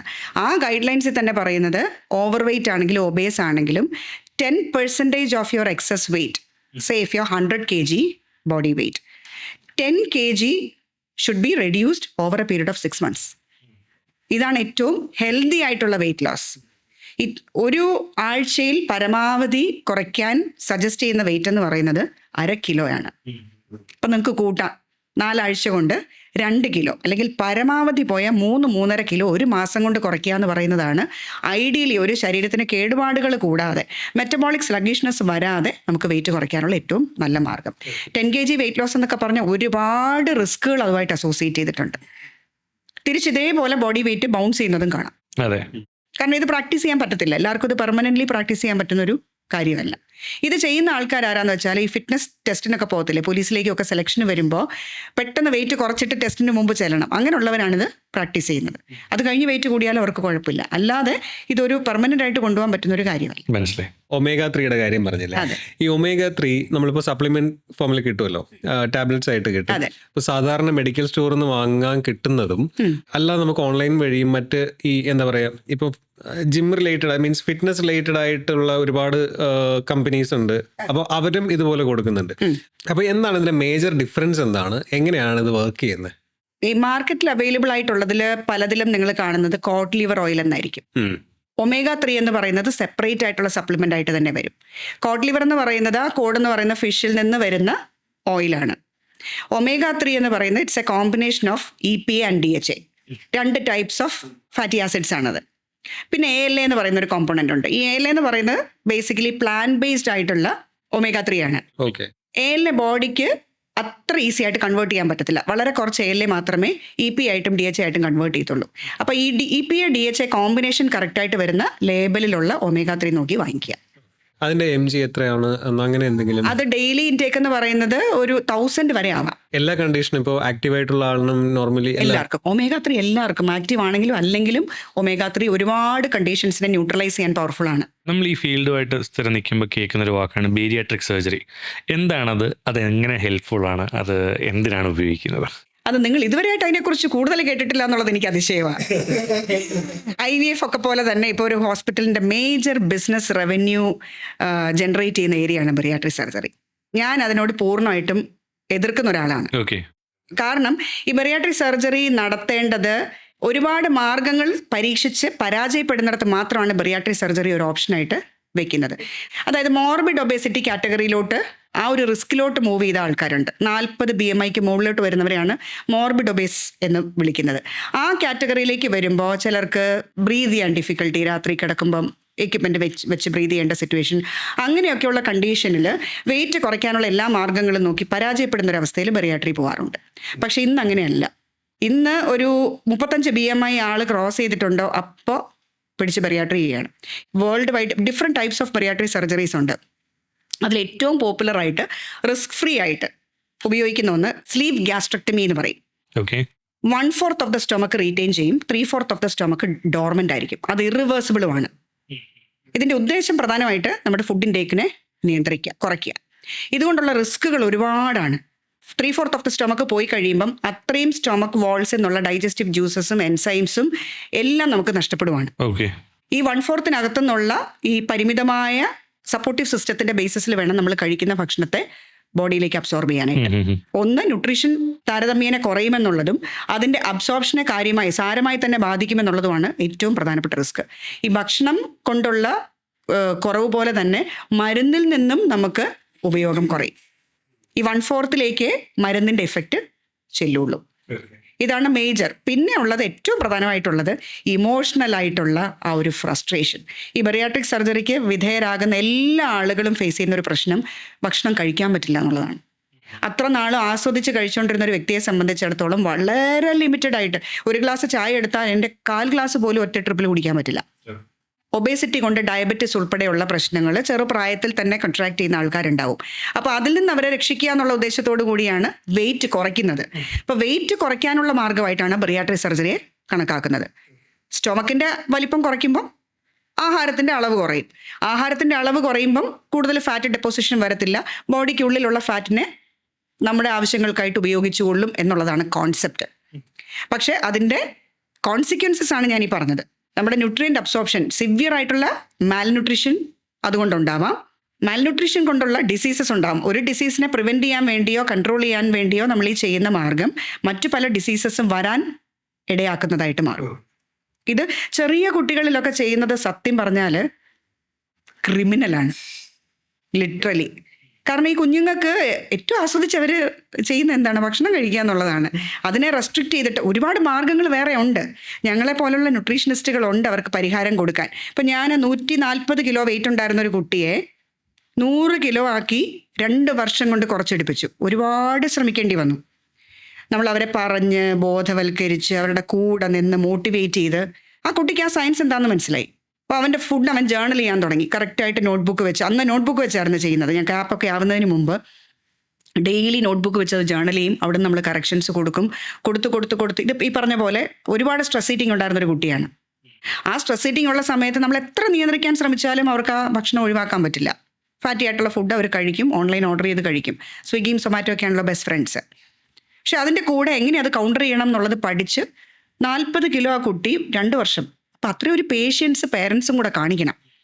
ഇപ്പം കല്യാണ പ്രായം ആകാൻ പോകുന്ന ആൺകുട്ടികൾ കുറച്ച് ഒബേസ് ആണെങ്കിൽ എന്ത് ചെയ്യും, പേരൻസ് ചൂസ് ചെയ്യുന്ന ബെസ്റ്റ് ഓൾട്ടർനേറ്റീവ് എന്ന് പറയുന്ന നേരെ കൊണ്ടുപോകുക ബറിയാട്രിക് സർജറി ഓപ്റ്റ് ചെയ്യുക. അത് ഇഷ്ടം പോലെ ഡോക്ടേഴ്സ് റെക്കമെൻഡ് ചെയ്യുകയും ചെയ്യും. കാരണം ഒരു മേജർ റവന്യൂ സോഴ്സാണ്. But I am completely against doing bariatric surgery. When solutions are available, why not? 100% നമുക്ക് ഗ്യാരണ്ടി ചെയ്യാം. പിന്നെ ജനറ്റിക്കലി ഒബേസ് ആയിട്ടുള്ള ആൾക്കാരുണ്ട്, ഒബേസോജനിക് ആയിട്ടുള്ള ആൾക്കാരുണ്ട്. അവർക്കൊക്കെ ഒരു പക്ഷേ ഒരു പോയിന്റ് എത്തിക്കഴിയുമ്പം ഇതൊരു സൊല്യൂഷൻ ആയിരിക്കാം. പക്ഷെ അവർ ജീവിതം ആസ്വദിക്കട്ടെ. ആസ്വദിച്ച് ഒരു പ്രായമൊക്കെ എത്തി അവർക്ക് വല്ലാത്ത ബുദ്ധിമുട്ടുകൾ ഉണ്ടാകുന്ന ഒരു സിറ്റുവേഷനിൽ ബറിയാട്രി പോലെയുള്ള മാർഗ്ഗങ്ങൾ അവലംബിച്ചാൽ അതിന് തെറ്റ് പറയാനില്ല. പക്ഷെ ചെറിയ കുട്ടികളെ, യങ്സ്റ്റേഴ്സിനെയൊക്കെ ഇതിന് വിധേയമാക്കുന്നത് തീർത്തും ക്രിമിനലാണ്. നേരത്തെ നമ്മൾ സംസാരിച്ച പോലെ നമ്മുടെ പാസ്റ്റിലുള്ള നമ്മൾ ശീലിച്ച് വന്ന ശീലങ്ങൾ ആണ് പിന്നീട് നമുക്ക് ബുദ്ധിമുട്ടുണ്ടാക്കുക. അതെ. ഇപ്പോൾ ഒരു 40s ഒരാളാണ്, അപ്പോൾ അയാളുടെ ഒരു 20s കഴിച്ചുകൊണ്ടിരുന്ന രീതിയും അതൊക്കെ ഈ 40s എഫക്ട് ചെയ്യും എന്നുള്ളതല്ലേ? തീർച്ചയായിട്ടും. നമ്മൾ ഡയറ്റ് കൺട്രോൾ ചെയ്ത് പുതിയൊരു രീതിയിലോട്ട് മാറാൻ ഉദ്ദേശിക്കുന്ന 40കളിലുള്ളൊരു വ്യക്തിയാണെങ്കിൽ അദ്ദേഹത്തിന് ഈ പറയുന്ന പഴയ കാര്യങ്ങൾ മാറ്റി പുതിയ രീതിയിലോട്ട് എങ്ങനെ മാറാൻ പറ്റുക? കുറച്ച് ബുദ്ധിമുട്ടായിരിക്കും ട്രാൻസിഷനിങ്. ഇപ്പം ഞങ്ങൾ ഈ ബയോ ഇൻഡിവിജ്വാലിറ്റി അസസ്മെൻറ്റ് ചെയ്യുന്നതിൽ മാപ്പ് ചെയ്യുന്നത് 2 ഫേസസ് മാപ്പ് ചെയ്യുന്നുണ്ട്. റീസെൻറ്റ് പാസ്റ്റ്, അതായത് ലാസ്റ്റ് ഒരു 6 മന്ത്സിലുള്ള ജീവിതശൈലി എന്താണ്, അതിന് മുൻപ് എന്താണ്, ഇത് രണ്ടും. അതാണ് ഞങ്ങൾ ഒരുപാട് സമയമെടുക്കും ഈ അനാലിസിസ് എന്ന് പറയുന്നത്. അപ്പോൾ ഈ റീസെൻറ്റ് പാസ്റ്റിൽ 6 മാസം അത്യാവശ്യം ഒരു ട്രാൻസ്ഫോർമേഷന് വേണ്ടി ട്രൈ ചെയ്ത് കുറച്ചെങ്കിലും സക്സീഡ് ചെയ്തിട്ടുള്ളൊരു വ്യക്തിയാണെങ്കിൽ നമുക്ക് ട്രാൻസ്ഫോം ചെയ്യിപ്പിക്കാൻ വളരെ എളുപ്പമാണ്. അതും പാസ്റ്റിലെ ജീവിതശൈലി എത്ര മോശമായിരുന്നു എന്നുള്ളതനുസരിച്ചിരിക്കും. ഇപ്പോൾ ഒരു പക്ഷേ ഈ 6 മാസം കൊണ്ട് ഈ ഒരു കറക്ഷനിലേക്ക് വരാൻ ആഗ്രഹിച്ചത് എന്തുകൊണ്ടായിരിക്കാമെന്ന് വെച്ചാൽ എന്തെങ്കിലും ഒരു ഡിസീസ് വന്നു കാണും, ഒരു റിസ്ക് ആരെങ്കിലും പറഞ്ഞു കാണും. അങ്ങനെയുള്ളവരെ നമുക്ക് ട്രാൻസിഷൻ ചെയ്യിപ്പിക്കാനായിട്ട് പ്രയാസം ഉണ്ടെങ്കിലും പോസിബിൾ ആണ്. അവർക്ക് മനസ്സിലാവും എന്താ പറയുന്നത്. അതെ. ഈ ഒരു യങ്ങർ ജനറേഷനിൽ ഈ ന്യൂട്രീഷൻ്റെ ഇമ്പോർട്ടൻസ് എത്രയാണ്, അതിൻ്റെ ഒരു സ്റ്റാറ്റിസ്റ്റിക്സ് എന്താണ്, ഇപ്പം എങ്ങോട്ടാണ് നമ്മുടെ ഈ ഒരു യുവതലമുറ പോകുന്നത്, ഹൗ ഹെൽത്തി ആദേ? ഒരു സ്റ്റാറ്റിസ്റ്റിക്സ് ഞാൻ പറയാം, ഷെയർ ചെയ്യാം. അത് ന്യൂട്രീഷൻ മാത്രമല്ല, ഞാൻ ഈ പറഞ്ഞ പോലെ ഹോളിസ്റ്റിക് ന്യൂട്രീഷൻ പോയിന്റ് ഓഫ് വ്യൂവിൽ നമ്മുടെ യങ് ജനറേഷൻ എവിടെ നിൽക്കുന്നു എന്നുള്ളത്. ഞങ്ങൾ ഒരു 2 ഇയേഴ്സിനിടയ്ക്ക് ഒരു 100 പേരടങ്ങുന്ന IT സെക്ടറിലെ ഒരു ഓർഗനൈസേഷനിൽ ഒരു ബയോ ഇൻഡിവിജ്വാലിറ്റി ഗ്രൂപ്പ് അസസ്മെൻറ്റ് നടത്തി. ഒരു 10 പേരടങ്ങുന്ന ഒരു ടീമിനെ ഞാൻ ഡിപ്ലോയ് ചെയ്തിട്ട് 100 പേരോളം, അത് 2 ഘട്ടങ്ങളിലായിട്ടാണ് ചെയ്തത്. സ്റ്റാറ്റിസ്റ്റിക്സ് കണ്ടു കഴിഞ്ഞാൽ ഞെട്ടിപ്പോവും. Alarming, highly alarming. കാർഡിയോവാസ്കുലർ ഡിസീസിൻ്റെ റിസ്ക് ഉള്ളത് 90%, because their healthy fat intake is 0.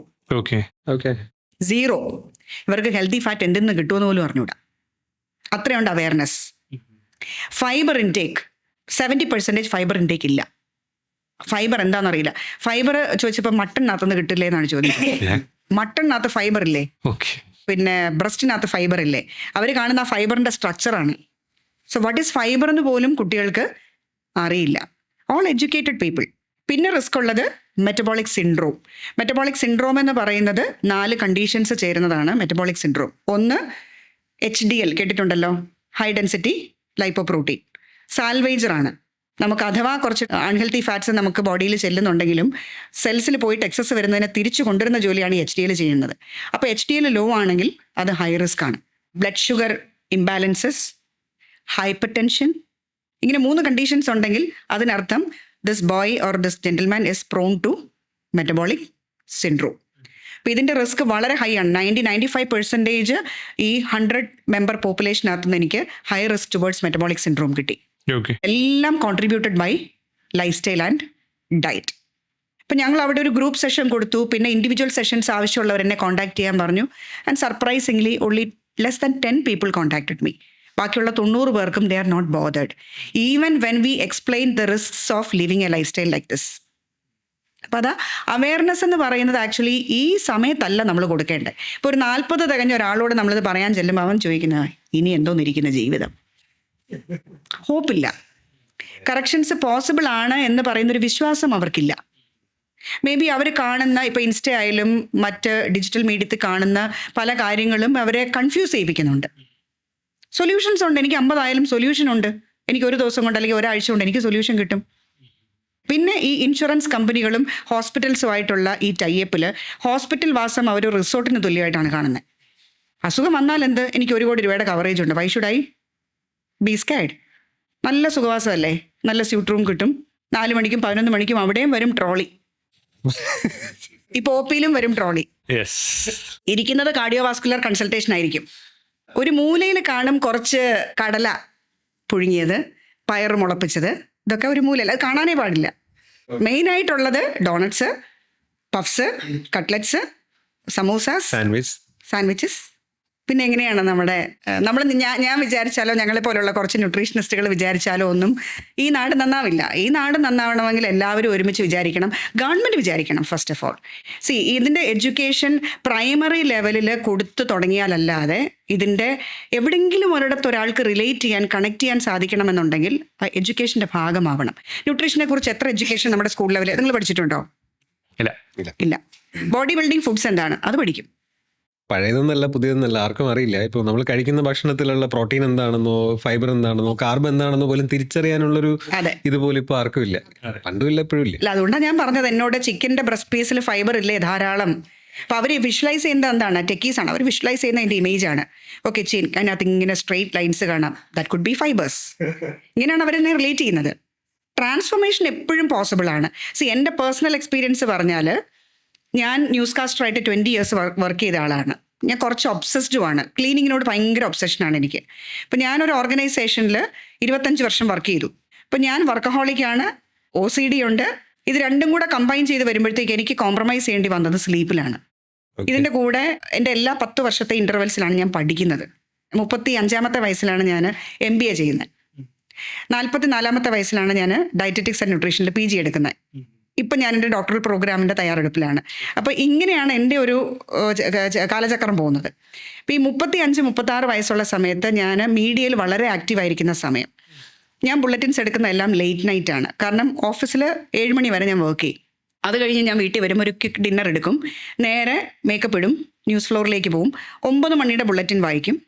അവിടെ ചിലപ്പം നമ്മൾ ഡ്രസ് ചേഞ്ച് ചെയ്യുന്ന സ്ഥലത്ത് ഒന്ന് തറയിലേക്ക് കിടന്ന് ഒരു 10 മിനിറ്റ് ഉറങ്ങും, ഒരു ക്വിക്ക് നാപ്പ് എടുക്കും, 11 മണിയുടെ ബുള്ളറ്റിൻ വായിക്കും, തിരിച്ച് 12 ആകുമ്പോൾ വീട്ടിലെത്തും.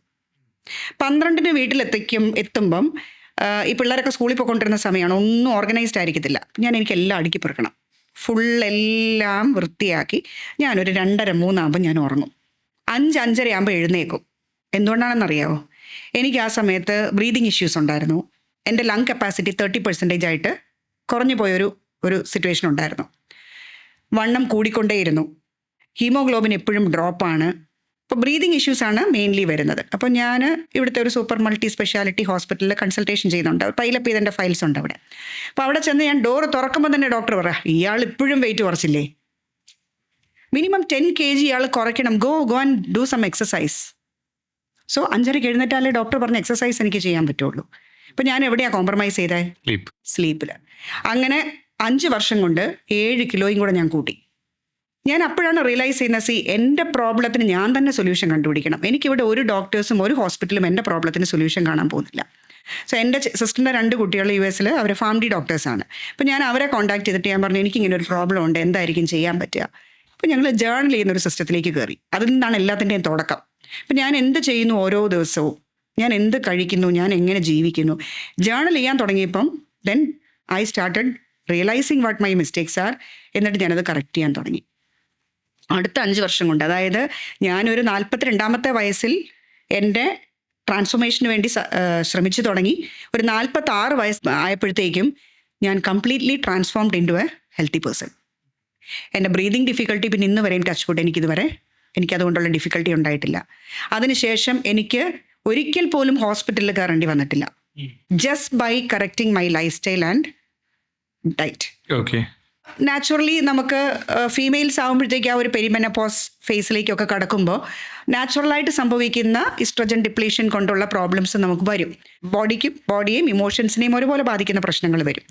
ഞാൻ വളരെ ഹൈപ്പർ സെൻസിറ്റീവ് ആയിട്ടുള്ള ഒരാളായിരുന്നു.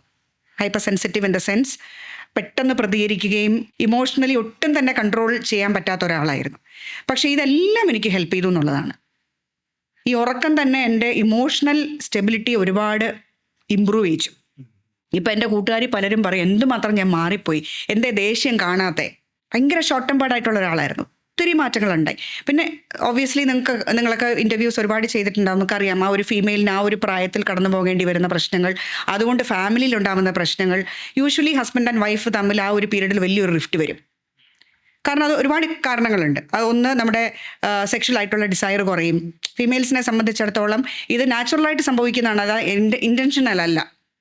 അപ്പം അവിടെയൊക്കെ നമുക്ക് ആ ഒരു മനസ്സിലാക്കാൻ പറ്റുന്ന ഒരു പാർട്ട്ണർ അല്ല നമുക്കുള്ളതെങ്കിൽ ഒരുപാട് ബുദ്ധിമുട്ടുകൾ ആ സമയത്ത് ഫേസ് ചെയ്യേണ്ടി വരും. അപ്പം ശരിക്കും പറഞ്ഞാൽ എഡ്യൂക്കേഷൻ കൊടുക്കേണ്ടത് ലേഡീസിനും എഡ്യൂക്കേഷൻ കൊടുക്കണം, അതുപോലെ തന്നെ മെയിൽസിനും കൊടുക്കണം. ഓൺ ദി അതർ ഹാൻഡ് മെയിൽസും അണ്ടർഗോ ചെയ്യുന്നുണ്ട് ആൻഡ്രോപോസിൻ്റെ പ്രശ്നങ്ങൾ. ആൻഡ്രോപോസ് എന്ന് കേട്ടിട്ടുണ്ടോ? കേട്ടിട്ടുണ്ട്. മെയിൽ മെനോപോസിനെയാണ് ആൻഡ്രോപോസ് എന്ന് വിളിക്കുന്നത്. ഇപ്പോൾ പ്യൂബർട്ടൽ ഏജിൽ മെയിൽസും ഫീമെയിൽസും ഹോർമോണൽ ഇംബാലൻസ് കൊണ്ടുവരുന്ന പ്രശ്നങ്ങൾ ഫേസ് ചെയ്യുന്നുണ്ട്. അതേപോലെ തന്നെ മെന്നും ഫേസ് ചെയ്യുന്നുണ്ട്. അത് പലപ്പോഴും പല സ്ത്രീകളും റിയലൈസ് ചെയ്യാറില്ല. ഇപ്പോൾ ഹസ്ബൻഡ് ഇറിറ്റേഷൻ കാണിക്കുന്നു, അല്ലെങ്കിൽ അയാൾ പെട്ടെന്ന് ടെമ്പർ ലൂസ് ആവുന്നു, ഇമോഷൻസ് അയാൾക്ക് കൺട്രോൾ ചെയ്യാൻ പറ്റുന്നില്ല. ഇതൊക്കെ അയാളും ഈ ഒരു ഹോർമോണൽ ഇംബാലൻസിൻ്റെ കോൺസിക്വൻസ് ഫേസ് ചെയ്യുന്ന ആളാണ്. അപ്പോൾ ഇതെല്ലാം ആക്ച്വലി ഒരു നല്ല രീതിയിലുള്ള ബോധവൽക്കരണം, നല്ല രീതിയിലുള്ള ഇൻ്റർവെൻഷൻ, നല്ലൊരു കമ്മ്യൂണിറ്റി, ഇതിന് വേണ്ടിയിട്ടാണ് ആക്ച്വലി ഞാൻ ബ്രിയോ ലീഗ് എന്ന് പറഞ്ഞ കമ്മ്യൂണിറ്റി ഉണ്ടാക്കുന്നത്. ഇത്തരം കാര്യങ്ങൾ ഒരു സദസ്സിൽ എല്ലാവരും ചേർന്ന് സംസാരിക്കുമ്പോൾ അത് ഒരുപാട് ആൾക്കാരെ ഇൻഫ്ലുവൻസ് ചെയ്യും. തെറ്റുകൾ തിരുത്താൻ ഒരുപാട് പേർക്ക് അതുകൊണ്ട് തെറ്റുകൾ തിരുത്താൻ പറ്റിയിട്ടുണ്ട്. ഓക്കെ, അയ്യോ ഞാൻ ചിന്തിച്ചത് തെറ്റിപ്പോയി, അല്ല എൻ്റെ ഭാര്യയെക്കുറിച്ച് ഞാൻ അങ്ങനെ ചിന്തിച്ചിരുന്നു, അത് തെറ്റിപ്പോയി എന്ന് റിയലൈസ് ചെയ്യാൻ പല പുരുഷന്മാർക്കും സാധിക്കുന്നുണ്ട്. അതുപോലെ തന്നെ ഹസ്ബൻഡ്സിനെ മനസ്സിലാക്കാൻ ഭാര്യമാർക്ക് സാധിക്കുന്നുണ്ട്. പേരൻസ് ആ പ്രായത്തിൽ അണ്ടർഗോ ചെയ്യുന്ന പ്രശ്നങ്ങൾ മനസ്സിലാക്കാൻ കുട്ടികൾക്ക് സാധിക്കുന്നുണ്ട്. അപ്പം ഞങ്ങളുടെ കമ്മ്യൂണിറ്റി എന്ന് പറയുന്നത് കുഞ്ഞുങ്ങളും മുതിർന്നവരും സീനിയേഴ്സും എല്ലാം ഉൾപ്പെടുന്നതാണ്. സോ ഇതെല്ലാം അതിനകത്ത് വരുന്ന കാര്യങ്ങളാണ്. നമ്മളിപ്പം യങ്സ്റ്റേഴ്സിലുള്ള പ്രശ്നങ്ങൾ പറഞ്ഞു. അപ്പം ഇന്ത്യയിൽ മൊത്തത്തിൽ നോക്കാമെങ്കിൽ ഏറ്റവും കൂടുതൽ ഈ വൈറ്റമിൻ ഡിയും വൈറ്റമിൻ B12 കുറവുള്ളത് ഇപ്പോഴത്തെ ഇന്ത്യയിലെ ഒരു യൂത്തിന് ഭയങ്കര കുറവാണ്. അപ്പം ഇതെങ്ങനെ നമുക്ക് ലൈഫ് സ്റ്റൈൽ കൊണ്ട് അല്ലെങ്കിൽ ഒരു ഡയറ്റ് വഴി എങ്ങനെ നമുക്ക് തിരിച്ച് റിവേഴ്സ് ചെയ്തെടുക്കാൻ പറ്റും? ഇന്ത്യയിലുള്ള യൂത്ത് എന്ന് പറയുന്നതിനേക്കാളും ഇന്ത്യയിലുള്ള ഏർബൻ ഏരിയാസിൽ താമസിക്കുന്ന യൂത്ത് എന്ന് പറയുന്നതായിരിക്കും ശരി. അപ്പോൾ വൈറ്റമിൻ ഡി ഡെഫിഷ്യൻ്റ് ആവുന്നത് ബേസിക്കലി വൈറ്റമിൻ നമുക്ക് കിട്ടേണ്ടത് സണ്ണുമായിട്ടുള്ള എക്സ്പോഷറിൽ നിന്നാണ്. സണ്ണല്ല വൈറ്റമിൻ ഡി തരുന്നത്. സണ്ണുമായിട്ട് നമ്മുടെ സ്കിൻ എക്സ്പോസ്ഡ് ആകുമ്പോൾ സ്കിൻ സിന്തസൈസ് ചെയ്യുന്നതാണ് വൈറ്റമിൻ ഡി. നമ്മൾ AC-യിലേക്ക്, ശീതീകരിച്ച സാഹചര്യങ്ങളിലേക്ക് നമ്മൾ ഒതുങ്ങേണ്ടി വരുമ്പോൾ നാച്ചുറലി നമുക്ക് വൈറ്റമിൻ ഡി കുറയും. 70-80% വൈറ്റമിൻ ഡി വരേണ്ടത് സൺ എക്സ്പോഷറിൽ നിന്നാണ്. അപ്പോൾ അത് കിട്ടാത്തടത്തോളം സൊല്യൂഷൻ സപ്ലിമെൻറ്റ്സ് തന്നെയാണ്. ഫുഡിൽ നിന്ന് വൈറ്റമിൻ ഡി നമുക്ക് കംപ്ലീറ്റ്ലി സപ്ലൈ ചെയ്യാൻ പറ്റത്തില്ല. കാരണം ഇതെല്ലാം ഫാറ്റി ഫുഡ്സിലാണ് കൂടുതലും വൈറ്റമിൻ ഡി ഉള്ളത്. അതുകൊണ്ട് അത്രയും സപ്ലൈ ചെയ്ത് നമ്മുടെ ഡെയിലി റിക്വയർമെൻറ്റ് മീറ്റ് ചെയ്യാൻ സാധിക്കണം എന്നില്ല. വൈറ്റമിൻ ഡി ഏറ്റവും കൂടുതലുള്ള ഈ എഗ്ഗിൻ്റെ യോക്കിലാണ്. എഗ്ഗിൻ്റെ യോക്ക് ഒരുപാട് നമുക്ക് കഴിച്ചാൽ നമ്മുടെ ഡെയിലി ഫാറ്റിൻ്റെ അളവിൽ ആധിക്യം വരും. അതുപോലെ വൈറ്റമിൻ B12 ആയാലും ഇത് തന്നെ. ഡയറ്റ് എന്ന് പറയുന്നതിൽ ബേസിക്കലി വൈറ്റമിൻ B12 കുറവ് കൂടുതലും കാണുന്നത് വെജിറ്റേറിയൻസിലും വീഗൻസിലുമാണ്. ഇപ്പോൾ സപ്ലിമെൻറ്റേഷനാണ് ഒരു പ്രധാനപ്പെട്ട സൊല്യൂഷൻ. അത് നമുക്ക് ബ്ലഡ് ടെസ്റ്റിലൂടെ അല്ലേ ബ്ലഡ് ടെസ്റ്റിലൂടെ കണ്ടുപിടിക്കാം. സീറം ബ്ലഡ് ടെസ്റ്റിലൂടെ കണ്ടുപിടിക്കാം. വൈറ്റമിൻ D3 ഒരു ഫാറ്റ് സൊല്യൂബിൾ വൈറ്റമിൻ ആണ്. അറിയാലോ, വൈറ്റമിൻസ് തന്നെ വാട്ടർ സൊല്യൂബിളും ഉണ്ട്, ഫാറ്റ് സൊല്യൂബിളും ഉണ്ട്. അങ്ങനെ 4 വൈറ്റമിൻസ് ആണ് ഫാറ്റ് സൊല്യൂബിൾ ആയിട്ടുള്ളത്. ഫാറ്റ് സൊല്യൂബിൾ വൈറ്റമിൻ കഴിക്കുമ്പോൾ അത് എപ്പോഴും ഒരു ഫാറ്റ് മീഡിയത്തിൻ്റെ കൂടെ കഴിച്ചാൽ കൂടുതൽ അത് ബോഡിയിൽ അബ്സോർബ് ചെയ്യാൻ സഹായിക്കും. വാട്ടർ സൊല്യൂബിൾ എന്ന് പറയുന്നത് നമുക്ക് വാട്ടറിൻ്റെ കൂടെ കഴിച്ചാലും ബോഡി അത് കംപ്ലീറ്റ്ലി അബ്സോർബ് ചെയ്യും. ഫാറ്റ് സൊല്യൂബിൾ എന്ന് പറയുന്നത് ഫാറ്റ് മീഡിയത്തിൻ്റെ കൂടെ കൺസ്യൂം ചെയ്താൽ അത് ബോഡി ബെറ്ററായിട്ട് അബ്സോർബ് ചെയ്യും. ഇത് ഏതൊക്കെയാണ് വാട്ടർ സോൾബിളും? ഫാറ്റ് സൊല്യൂബിൾ ആയിട്ടുള്ള വൈറ്റമിൻസ് എന്ന് പറഞ്ഞാൽ vitamin D, E, K and A. ബാക്കി എല്ലാ വൈറ്റമിൻസും വാട്ടർ സൊല്യൂബിൾ ആണ്. അപ്പോൾ ഇത് വൈറ്റമിൻ ഡി കഴിക്കുമ്പോൾ പലപ്പോഴും ഡോക്ടേഴ്സ് വൈറ്റമിൻ ഡിയുടെ ഡോസ് കൊടുത്ത് വിടാറേ ഉള്ളൂ. അതെങ്ങനെ കഴിക്കണം എന്ന് പലരും അഡ്വൈസ് ചെയ്യാറില്ല. വൈറ്റമിൻ ഡി കഴിക്കേണ്ടത് മിൽക്കിൻ്റെ കൂടെ കഴിക്കാം, അല്ലെങ്കിൽ നട്ട്സ് കഴിക്കുമ്പോൾ കഴിക്കാം. ഇതെല്ലാം ഫാറ്റുള്ള മീഡിയമാണ്, ബെറ്ററായിട്ട് അബ്സോർബ് ചെയ്യും. Vitamin D usually doctors prescribe ചെയ്യുമ്പോൾ 2 months പ്രിസ്ക്രിപ്ഷൻ കൊടുത്തിട്ട് റിവ്യൂ പറയും. പലരും റിവ്യൂവിന് പോകത്തില്ല. അപ്പോൾ 2 months അത് കംപ്ലീറ്റ് ചെയ്തിട്ട് പിന്നെ അവർ വൈറ്റമിൻ ഡി എടുക്കത്തില്ല. ആക്ച്വലി അത് മെയിൻ്റനൻസ് ഡോസ് കൊടുത്തുകൊണ്ടിരിക്കണം. നമ്മളൊരു 2 months എടുത്താലും ഇത് ഓപ്റ്റിമം ലെവലിൽ എത്തിയിട്ട് ഡിപ്ലീറ്റ് ആവും. ഓക്കെ. അപ്പോൾ ഡിപ്ലീഷൻ വരാതിരിക്കാനായിട്ട് എവറി മന്ത് അത് മെയിൻറ്റെയിൻ ചെയ്തുകൊണ്ടേയിരിക്കണം. നമ്മൾ മന്ത്ലി അല്ലെങ്കിൽ 2 months ഒരിക്കൽ ടെസ്റ്റ് ചെയ്യണം എന്നാണോ? 2 months ടെസ്റ്റ് ചെയ്യേണ്ട, 2 months എടുക്കുമ്പോഴത്തേക്ക് നമുക്ക് ഓപ്റ്റിമത്തിൽ എത്തിക്കാം. എത്തിച്ച ശേഷം മന്ത്ലി ഒരു ഡോസ്, ഇത് 60,000 അതിൻ്റെ ഡോസ് വരുന്നത്. 60,000 ഒരു യൂണിറ്റ് മന്ത്ലി എടുത്ത് പോവുക. ഏതെങ്കിലും ഒരു ഫിക്സഡ് ഡേ എടുക്കുക, അടുത്ത മാസം അതേ ദിവസം എടുക്കുക. ഒരു 6 മാസം കഴിയുമ്പോൾ ടെസ്റ്റ് ചെയ്യുക, മെയിൻറ്റെയിൻ ചെയ്യുന്നുണ്ടോ എന്ന് നോക്കുക. മെയിൻറ്റെയിൻ ചെയ്യുന്നുണ്ടെങ്കിൽ അതേ ഡോസ് അങ്ങ് കണ്ടിന്യൂ ചെയ്താൽ മതി. എവറി 6 months ടെസ്റ്റ് ചെയ്യുന്നത് നല്ലതാണ്. Vitamin D every 6 months test ചെയ്യുന്നത് നല്ല. ഏത് ബ്ലഡ് സീറം ടെസ്റ്റ് ആയാലും വർഷത്തിൽ ഒരിക്കലും മിനിമം ടെസ്റ്റ് ചെയ്തിരിക്കണം. ഓക്കെ. ഇപ്പൊ മെയിലിനും ഫീമെയിലിനും ഒരുപോലെ തന്നെയാണല്ലോ ഇത് എടുക്കേണ്ടത്. ഇപ്പം നമ്മുടെ ഇമോഷണലി ഉള്ള കുറെ കാര്യങ്ങളും വൈറ്റമിൻ ഡി ആയിട്ട് ഒത്തിരി ബന്ധമുണ്ട് എന്ന് നമ്മുടെ പോഡ്കാസ്റ്റ് തന്നെ വേറൊരു എപ്പിസോഡിൽ ഇതുപോലെ സംസാരിക്കുന്നുണ്ട്. വൈറ്റമിൻ ഡി ഒരു വൈറ്റമിൻ മാത്രമല്ല, വൈറ്റമിൻ ഡി ഒരു ഹോർമോണും കൂടിയാണ്. അപ്പോൾ ഹോർമോൺ ആയതുകൊണ്ട് തന്നെ ബാക്കി എല്ലാ ഹോർമോൺസും നമ്മുടെ ഇമോഷൻസിനെയും ബോഡി ഫങ്ഷൻസിനെയും എങ്ങനെ എഫക്റ്റ് ചെയ്യുന്നോ അതുപോലെ തന്നെ വൈറ്റമിൻ ഡിയും നമ്മുടെ ഇമോഷൻസിനെ എഫക്റ്റ് ചെയ്യും. വൈറ്റമിൻ ഡി കുറഞ്ഞാൽ നാച്ചുറലി വരുന്നത് ക്ഷീണത്തോട് അസോസിയേറ്റ് ചെയ്ത ഡിപ്രഷൻ, ആങ്സൈറ്റി, ഇതൊക്കെ വരാം. അപ്പം അതിൻ്റെ മെയിൻ സിംറ്റംസ് എന്ന് പറയുന്നത് നമുക്ക് ഹെയർ ഫോള്, ടയർഡ്നെസ്, പിന്നെ ബോൺ സ്ട്രെങ്ത് കുറയും നാച്ചുറലി. കാരണം കാൽഷ്യം ഡിപ്ലീറ്റ് ആവാനുള്ള ചാൻസസ് ഭയങ്കര കൂടുതലാണ്. അതുകൊണ്ടാണ് വൈറ്റമിൻ ഡി വളരെ ഇമ്പോർട്ടൻ്റ് ആയിട്ട് ഒരു എപ്പിഡമിക് പോലെയാണ്. 10 പേരെ എടുത്ത 9 പേർക്കും വൈറ്റമിൻ ഡി ഡെഫിഷ്യൻ്റ് ആണിത്. ഈ പ്രൊലോങ്ഡ് ആയിട്ടുള്ള വൈറ്റമിൻ ഡി ഡെഫിഷ്യൻസി, അതായത് ലോങ് ടേം വൈറ്റമിൻ ഡെഫിഷ്യൻസി, ഇപ്പം നമ്മൾ വൈറ്റമിൻ ഡിയെ കുറിച്ച് അറിഞ്ഞൊക്കെ തുടങ്ങിയത് ഇപ്പോഴാണ്. അപ്പോൾ ഒരു 30കളിലോ 40കളിലോ ഒക്കെ നമ്മൾ പോയി അസസ് ചെയ്യുമ്പം ഡെഫിഷ്യൻ്റ് ആണെന്ന് കാണും. ഈ ഡെഫിഷ്യൻസി ചിലപ്പം 15 വയസ്സ് തുടങ്ങിയതായിരിക്കാം. പ്രൊലോങ്ഡ് ആയിട്ട്, അതായത് ലോങ് ടേം ആയിട്ട് ഡെഫിഷ്യൻ്റ് ആയിട്ട് വൈറ്റമിൻ ഡി വരികയാണെങ്കിൽ അത് സിവിയർ ആയിട്ടുള്ള ക്രോണിക് ആയിട്ടുള്ള ഹെൽത്ത് റിസ്കുകൾ പോസ് ചെയ്യുന്നുണ്ട്. ലൈക്ക് ഓസ്റ്റിയോപൊറോസിസ് പോലുള്ള conditions, basically affecting more women. Vitamin B12 ആണെങ്കിൽ പ്രൊലോങ്ഡ് ആയിട്ടുള്ള deficiency can result in severe irreversible neurological damage. അപ്പം അതൊക്കെ കൊണ്ട് നമ്മൾ ഏർലിയർ സ്റ്റേജസിൽ തന്നെ റെഗുലർ ആയിട്ട് ബ്ലഡ് ടെസ്റ്റുകൾ ചെയ്യണം എന്നുള്ളത് വളരെ അനിവാര്യമാണ്. ഇപ്പോൾ പീഡിയാട്രിക് കൺസൾട്ടേഷൻ യൂഷ്വലി 13 വയസ്സ് വരെയൊക്കെയാണ് പീഡിയാട്രിക് കൺസൾട്ടേഷൻ കുട്ടികൾക്ക് നടത്തുന്നത്. എവറി ഇയർ ഡെവലപ്മെൻറ്റൽ റിവ്യൂ നടത്തും. ഇപ്പോൾ അതെനിക്കൊന്ന് 15 years വരെയൊക്കെ ഹോസ്പിറ്റൽസ് നടത്തുന്നുണ്ട്. ഈ 15 years കഴിഞ്ഞ ഒരു ലോങ് ഗ്യാപ്പാണ്. ആ ഒരു ഏർലി അഡൾട്ട്ഹുഡിൽ ഒന്നും ഒരു കുട്ടിയും പോയി ബ്ലഡ് ടെസ്റ്റ് ചെയ്യുന്നില്ല. അതെന്തോ എനിക്കൊന്ന് പഠനത്തിൻ്റെ മേലെ ഇതൊക്കെ അങ്ങ് മറക്കുകയാണ്. ഒരു സ്കോർ കാർഡിലേക്ക് പോകുന്നു അറ്റൻഷൻ മൊത്തം. ഒരു മെഡിക്കൽ കാർഡിലോട്ട് ഒട്ടും അറ്റൻഷൻ ഇല്ലാതെ വരുന്ന പ്രായത്തിലാണ് ഈ ലൈഫ് സ്റ്റൈലും ഒക്കെ കൊണ്ടുള്ള പ്രശ്നങ്ങൾ കൂടുകയും ഇത് പരിശോധിക്കപ്പെടാതെ വരുന്നത് കൊണ്ട്, അറിയാൻ കഴിയാതെ പോകുന്നത് കൊണ്ട് ഇത്തരം റിസ്കുകൾ ക്യാരി ഫോർവേഡ് ചെയ്ത് നമ്മുടെ മെറ്റബോളിസത്തെ എഫക്ട് ചെയ്യുന്ന ഒരു അവസ്ഥയിലേക്ക് എത്തുകയും ചെയ്യുന്നത്.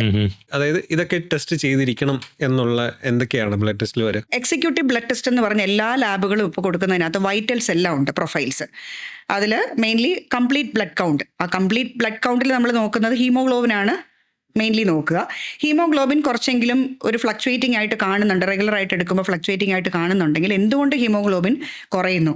അത് അയൺ ഡെഫിഷ്യൻസി അനീമിയാണോ, പെർനീഷ്യസ് അനീമിയാണോ, വൈറ്റമിൻ ഡെഫിഷ്യൻസി അനീമിയാണോ, അയൺ ബൈൻഡിങ് കപ്പാസിറ്റിയിലുള്ള പ്രോബ്ലംസ് ആണോ? അപ്പോൾ അതിനൊരു ടെസ്റ്റ് ഉണ്ട്, അയൺ പ്രൊഫൈലിംഗ് എന്ന് പറഞ്ഞൊരു ടെസ്റ്റ് ഉണ്ട്. അപ്പോൾ അത് റെഗുലറായിട്ട് ചെയ്യുന്നിടത്താണ് നമുക്കത് റെക്കമെൻഡ് ചെയ്യാൻ സാധിക്കുക. പിന്നെ വരുന്ന പ്രൊഫൈൽസിൽ ലിപ്പിഡ് പ്രൊഫൈൽ, ബേസിക്കലി കൊളസ്ട്രോളും ട്രൈഗ്ലിസറൈഡ്സും HDL LDL പ്രൊഫൈൽസ് നോക്കുന്നത്. പിന്നെ ലിവർ പ്രൊഫൈൽ, അത് എൻസൈംസ് ആണ് കൂടുതലും ടെസ്റ്റ് ചെയ്യുന്നത്. SGPT SGOT പോലെയുള്ള എൻസൈം ലെവൽസ് എങ്ങനെയുണ്ട്. അപ്പോൾ ലിവർ ഫംഗ്ഷൻ അറിയാം. അതിൻ്റെ കൂട്ടത്തിൽ തന്നെ ബിലിറൂബിൻ അങ്ങനെയുള്ള കാര്യങ്ങൾ, എന്തെങ്കിലും ഇൻഫെക്ഷൻ ലിവറിനെ എഫക്ട് ചെയ്തിട്ടുണ്ടോ എന്നൊക്കെ അറിയാനായിട്ട് അത് നോക്കാറുണ്ട്. പിന്നെ റീനൽ പ്രൊഫൈൽ, കിഡ്നി. പിന്നെ വരുന്നത് തൈറോയ്ഡ് പ്രൊഫൈൽ. അത് എല്ലാവരോടും, എല്ലാ പ്രായത്തിലുള്ളവരോടും നമ്മൾ കമ്പൽസറിലി ടെസ്റ്റ് ചെയ്യണമെന്ന് പറയുന്നതാണ്. പിന്നെ വൈറ്റമിൻ ഡി, വൈറ്റമിൻ B12. പിന്നെ സിംറ്റംസ് ബേസ് ചെയ്തിട്ടാണ് അഡീഷണൽ എന്തെങ്കിലുമൊക്കെ ടെസ്റ്റ് പറയുന്നത്. കണ്ടിന്യൂസ് ആയിട്ട് പെർസിസ്റ്റൻ്റ് ആയിട്ട് ഇൻഫെക്ഷൻസ് വരുന്ന ഒരാളാണ് എങ്കിൽ നമ്മൾ CRPയും കൂടെ, സി റിയാക്റ്റീവ് പ്രോട്ടീൻ ടെസ്റ്റ് ചെയ്യാൻ പറയും. അണ്ടർലൈങ് ആയിട്ട് എന്തെങ്കിലും കണ്ടീഷൻസ് ഉണ്ടോ എന്ന് അറിയാനായിട്ട്. ഇത്രയും ബേസിക്കലി ഒരു 6 മാസം കൂടുമ്പോൾ ടെസ്റ്റ് ചെയ്ത് പോയാൽ മതി. ഇൻവേസീവ് ആയിട്ടൊന്നും ചെയ്യണമെന്നില്ല. പിന്നെ SGPT SGOT മാത്രമല്ല ഒരു ലിവർ ഹെൽത്ത് അറിയാനായിട്ടുള്ള മാർഗം. ഒരു റെഗുലർ ആയിട്ടുള്ളൊരു സ്കാൻ, എപ്പോഴും ലിവർ സ്കാൻ, ഫൈബ്രോ സ്കാൻ ചെയ്തു പോകുന്നത് ലിവറിൻ്റെ ഒരു കണ്ടീഷൻ അറിഞ്ഞിരിക്കാൻ, സ്ട്രക്ചറൽ കണ്ടീഷൻ അറിഞ്ഞിരിക്കാൻ എപ്പോഴും നല്ലതായിരിക്കും. ഇപ്പോഴത്തെ ജനറേഷനിൽ നമ്മൾ നേരത്തെ സംസാരിച്ച പോലെ IVFൻ്റെ ഉപയോഗം കൂടി വരുന്നുണ്ട്. അത് നമുക്ക് നമ്മുടെ ഇപ്പോഴത്തെ ഒരു ജീവിത സാഹചര്യത്തിൻ്റെ പ്രശ്നങ്ങൾ കൊണ്ടാണ്. അപ്പം അത് റിലേറ്റ് ചെയ്തിട്ടുള്ള ഇഷ്യൂസ് വരുന്നതിൽ ഏറ്റവും കൂടുതൽ ഇപ്പം യങ് ജനറേഷനിലുള്ള കപ്പിൾസിലാണ് ഇത് വരിക. അപ്പോൾ അതിന്റെ മേജർ ആയിട്ടുള്ള റീസൺ ഈ പറയുന്ന ഒരു ഇത് മാത്രമാണോ, മറ്റെന്തെങ്കിലും റീസൺസ് ഇതിനകത്ത് വന്നിട്ടുണ്ടോ?